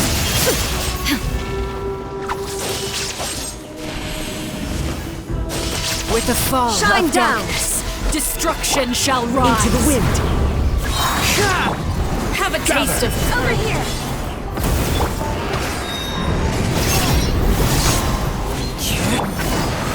with these rising flames. Stabilize! Here comes the catch. Look at you. To draw my Like a blade. bunch of helpless animals. It's my turn now. The wind knows me. Now you shall perish. Not bad.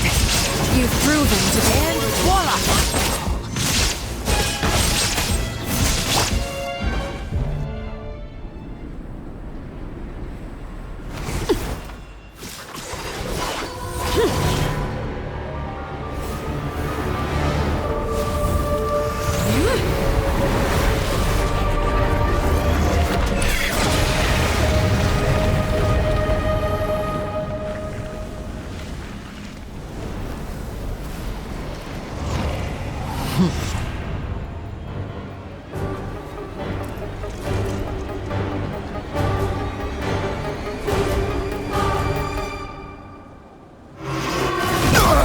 Nothing to fear. Solidify! My blade is One all with that nature. remains. Fallen leaves. Adorn my night. The wind knows me.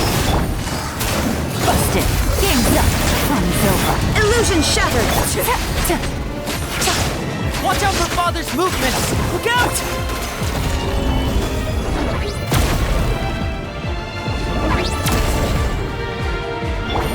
Gotcha. Take it easy. Here comes the catch. Now's our chance! Over here! Sometimes only the beginning.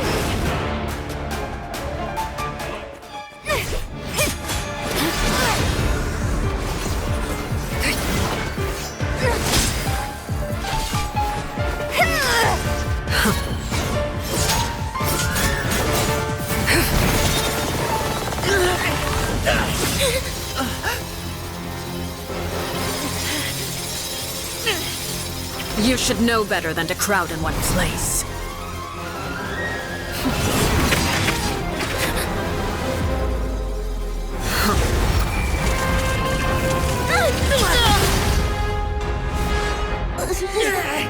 Oh, I know.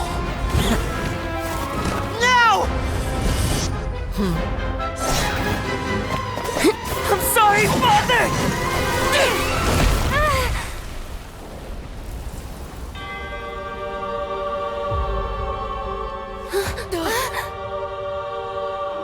Sorry for what? This pitiful excuse for an attack.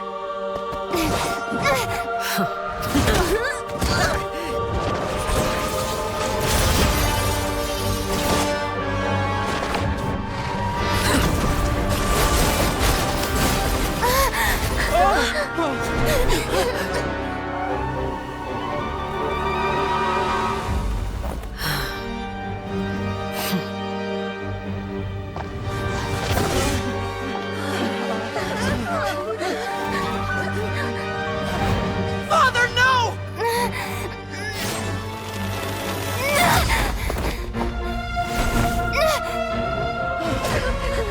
Made it out, did you? You're stronger than I expected.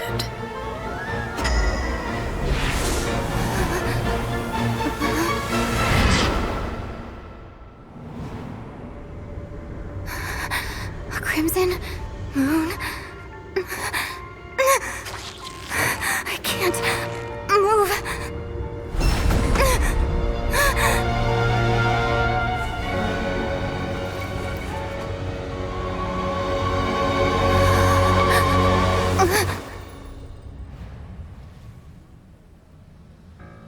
Still, not strong enough to beat me.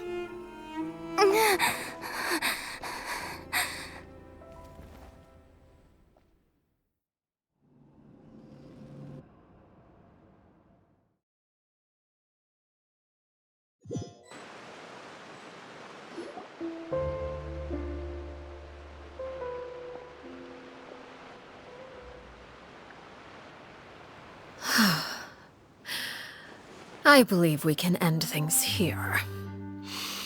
It's not often that we get to enjoy the company of guests, after all. We wouldn't want things to get too out of hand. Brother, are you alright? Lenny! Given that I am the victor of this duel, as agreed, the punishment stands. No! I never thought things would end like this. However, everyone involved in the duel demonstrated a remarkable level of strength and determination. In light of this, I'm prepared to change the method of execution. Elwar, the bottled flames I gave you for safekeeping. Do you still have them? Yes? I wasn't sure what they were for, but I've kept them super safe. I didn't lose a single one. Wonderful. Then, in just a moment, I'll have you administer them. Bottled flames? Indeed. They're the product of a secret experiment. Under certain special circumstances, flames can be extracted from my person and preserved. Once ingested, searing pain will spread across every inch of your body. No harm will come to you physically, but your memories will be burned away. If you can withstand the pain. When you awake, you'll have forgotten everything you know about the House of the Hearth, and will be expelled from the organization. In other words, administering this concoction will kill the version of you that grew up in the house, and give you a new identity.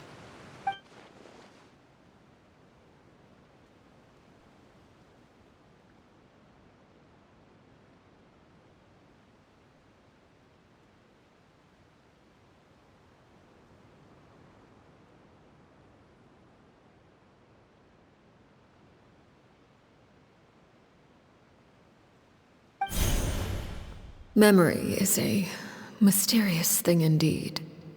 Losing a portion of your memories will alter your sense of self.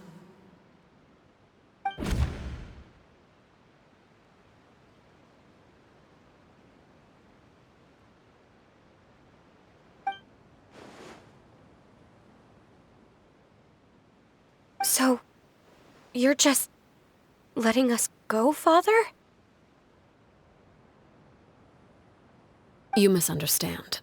Memories are extremely important. Once consumed by flame, the version of you standing before me will die, and our secrets will die with you.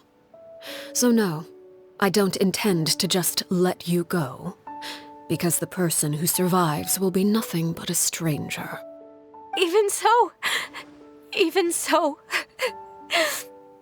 I won't have to live in fear anymore. I'm sorry, Father. I'm sorry I let you down, but I really... Don't cry, Filial. You haven't left the house yet, so there are still rules to be followed, yes? Remember what I taught you. Anger makes you impulsive, sorrow causes you to waver. Don't let yourself be controlled by your emotions. Of course. I'll remember. Dry your tears, and go pursue the life you really want. Yes, Father. Chaplot, Fultz, Elwar, take them back to Poisson. And bring Lenny and the others as well. I prepared 3 extra vials of bottled flames. As for whether to take them, the choice is yours. Goodbye, children. The next time we meet, I will no longer be your father. Thank you for all you've done for the house. I hope you have bright futures ahead of you.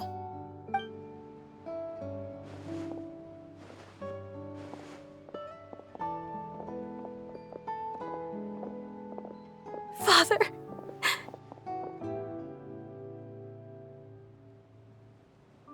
Let's go.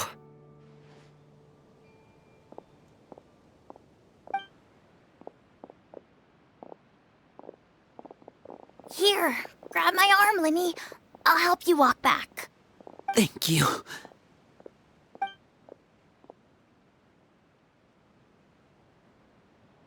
Clairvy.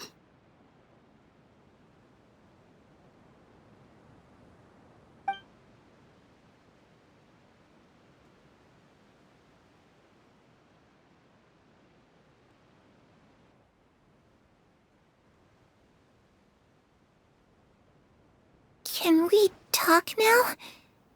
I've been waiting for a super long time.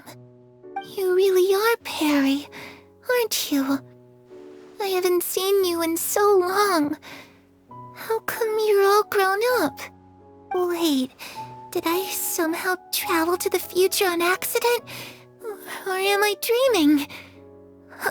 What a long dream. Neither. You died, Clairvy. That's what happened. You could have at least sugarcoated it a little.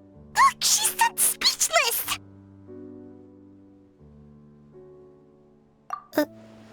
Oh. Okay then. Huh? That's it? You accepted it just like that? Yep. If that's what Perry says happened, then I believe her. Perry wouldn't lie to me. Plus, I don't really need to know why I'm like this. I'm more curious about what happens in the future. If you're a Harbinger now, Perry, that means Mother is gone, isn't she? Can you tell me about it? I want to know what happened to her. And to me. You never stopped trying to defy fate. At first, no one believed you. You could only vent your frustrations to the moon. In fact, you often sought comfort in the night sky.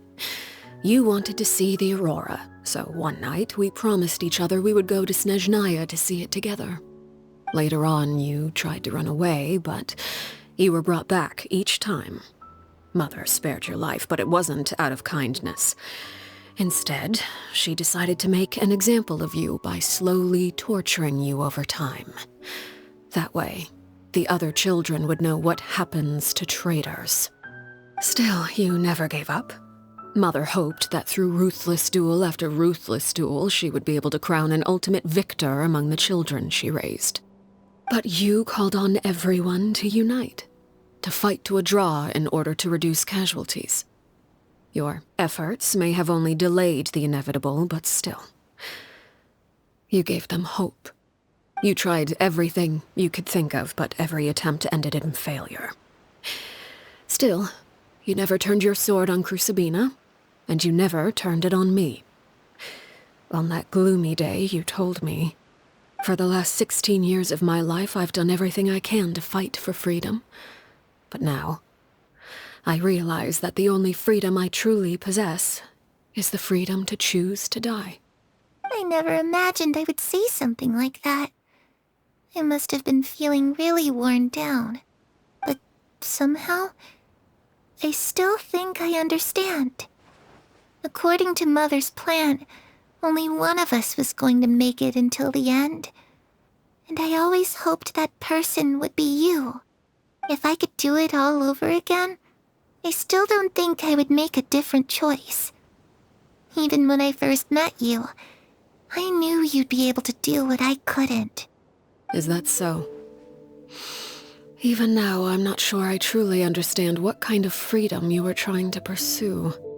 But as the head of the House of the Hearth and as the children's father, I've tried to give them the most basic of freedoms.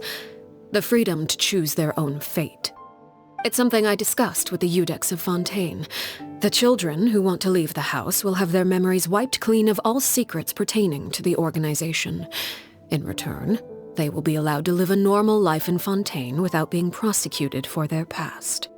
Of course, I won't simply hand freedom to them on a silver platter. They have to fight for it and prove themselves worthy of it. Only freedom that is earned has true value. That's more than enough. That's exactly the kind of life I was fighting for. You know, Perry, I think you're a pretty amazing king, and a really great father, too. I'm really happy that you're the one who took over the house. I guess I do have one regret, though. I still haven't seen the outside world. Well, it just so happens that our dear guests over here have been to many nations and traveled to countless places. Perhaps they would be willing to tell you what the outside world is like. Really? Of course! We've traveled all over the place. We've got so many stories, we could probably talk your ears off for 3 days straight.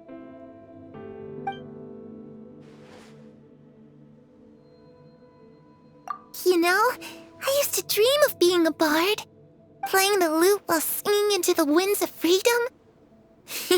Even if there was no one there to listen, I would have continued to sing no matter what.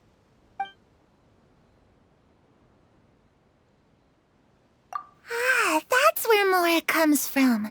I never knew that before. If I had some Mora, I would buy 3 new dresses. One for me, one for Perry, and one for Mother.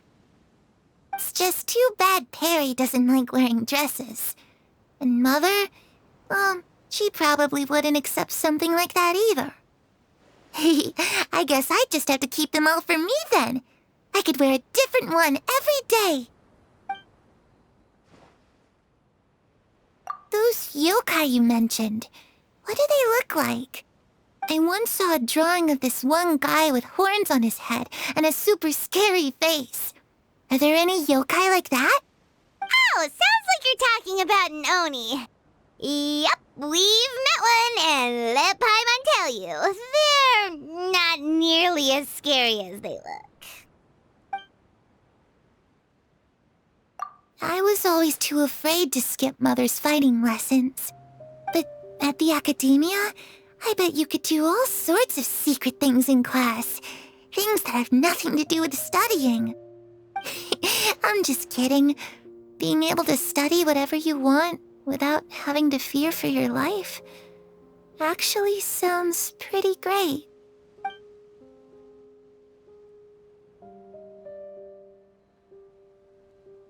The situation was super dangerous. Lenny and Lynette were accused of committing a crime, and they were going to have to stand trial at the Opera Epicles.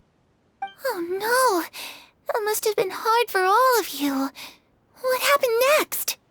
Don't worry, we were able to turn the situation around super quickly, all thanks to Detective Paimon, of course.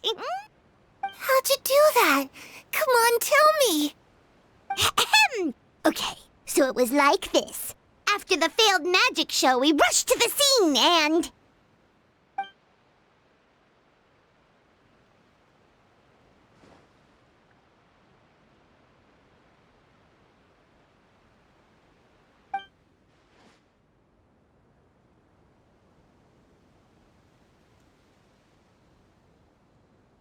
Shadows don't have the capacity to learn or grow. Any new information they encounter is quickly forgotten over time.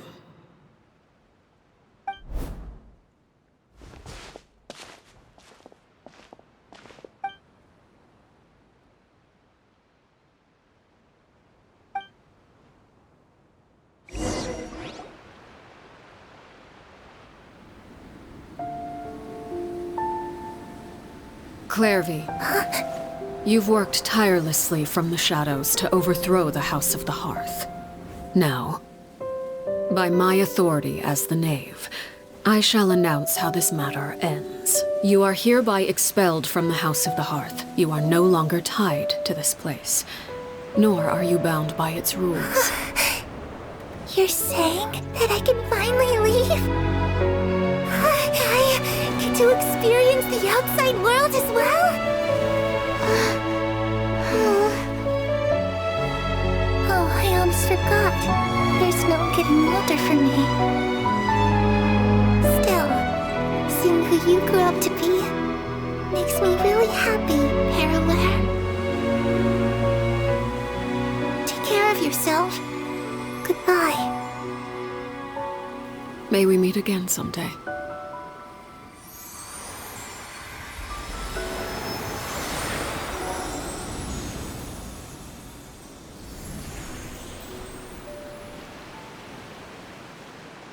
Clairvy.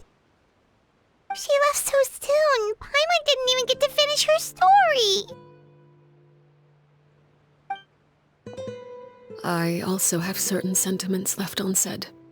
I wanted to tell her that the aurora I saw in Snezhnaya was just as beautiful as the ones in the pictures. But a shadow's memories reset at dawn. Had we delayed any longer, we wouldn't have had the time to say goodbye. Whatever regrets may linger, let them be lost to the coming of a new day. Father? It's Linny! Hey, Linny!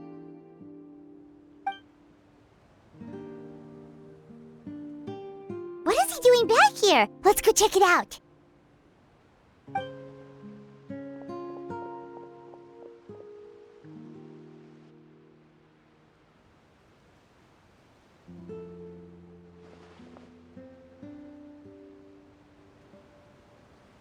Father, the bottled flames have been administered.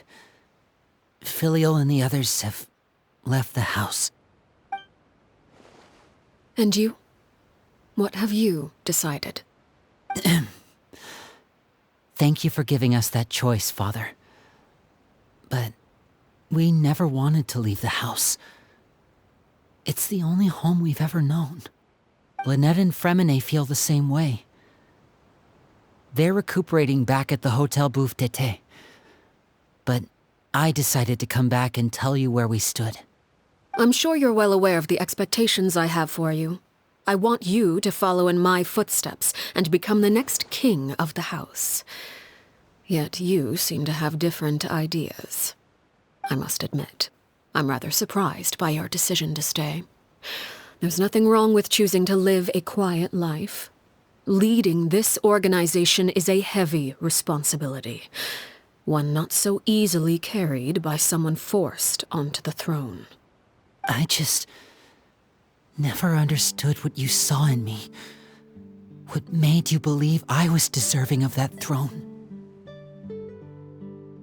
You're brave, talented, and, most importantly, you cherish your family. You would do anything to protect them, even if it costs you your life.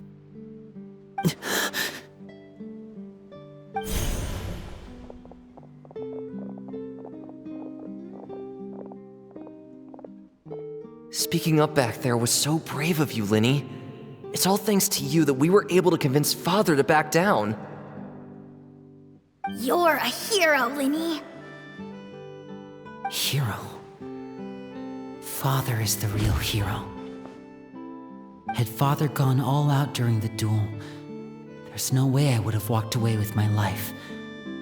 She must have had it all planned from the beginning, from the very moment she suggested a duel. I'm not deserving of that title. I'm not strong enough or smart enough. You're wrong. In my opinion, all you need to be deserving of the throne is conviction and the necessary strength to act on it. We may have different ideas of what it means to be a family, but you can hardly be said to lack conviction. What you truly lack is strength. For someone of your talent, though, that's something that will come with time. Even without that strength, you still chose to face me in a duel, even though the odds were stacked against you. That capacity to honor your convictions is what I truly see in you. Father. No one knows what the future holds, what tragedy or triumph may be in store. Being at the head of this organization requires the strength of will to face whatever comes. Caution will only hold you back. If reaching a certain standard were required to go after what you want, I would never have succeeded in killing my predecessor. Back then, there was still a considerable gap between our abilities. Strength may decide the ultimate victor, but those who let a lack of strength dictate their decisions or undermine their convictions will never be worthy of the throne. I understand, Father. Thank you. Children must grow up to surpass their parents. Only then can a family continue to flourish. The road ahead is not an easy one, so I'll ask you one last time. Are you certain you want to stay? You've done so much for me, Father, and that kindness must be repaid. Plus, with Project Stuja at hand, there are many dangers ahead, and I, for one, don't intend to back down. Protecting my family at all costs. That's my conviction. Then you're welcome to stay. As for Project Stuja, you need not be too concerned. If those cowardly businessmen and heartless dignitaries try to take us down, I'm prepared to teach them a lesson.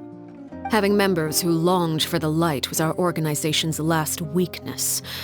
With those members no longer among our ranks, the House of the Hearth is like a spider hiding in the shadows.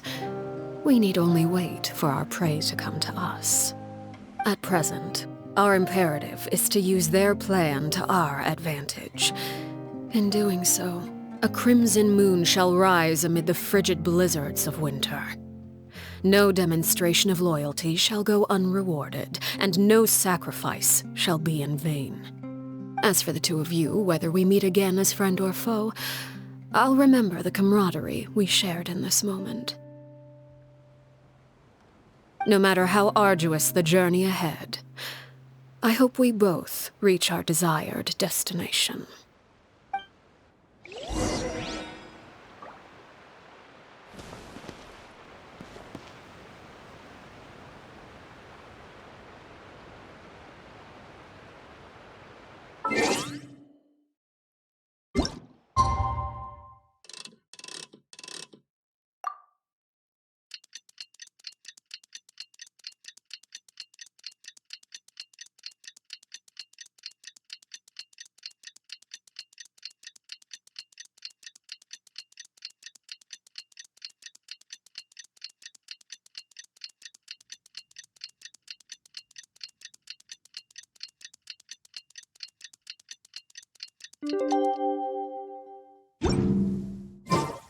Boats are made. Didn't Linny say that Lynette and Fremine were recovering at the Hotel Bouffé Quai? Oh, Paimon wonders how they're doing. Maybe we should go check on them.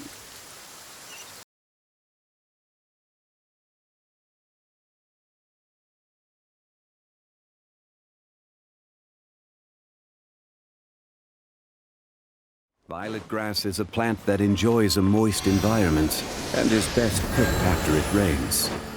If you should choose to pick any, be sure to store them appropriately.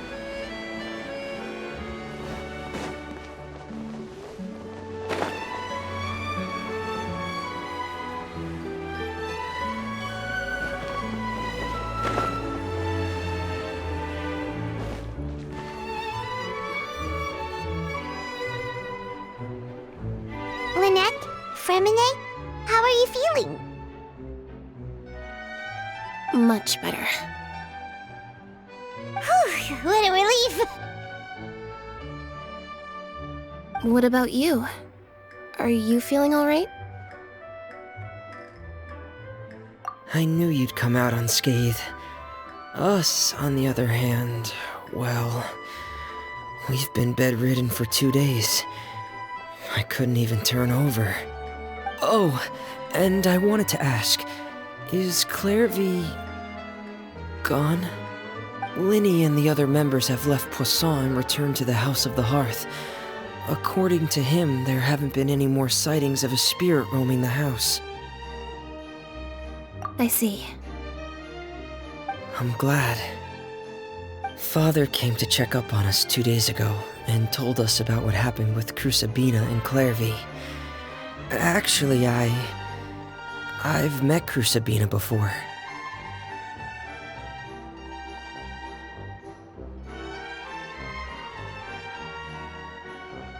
Wait, what? You've met the former knave? Crusabina died a year after Clairvy. It was during the year between their deaths that I joined the House of the Hearth. Crusabina had an extremely cruel and radical way of doing things. While she was alive, the atmosphere in the house was suffocating.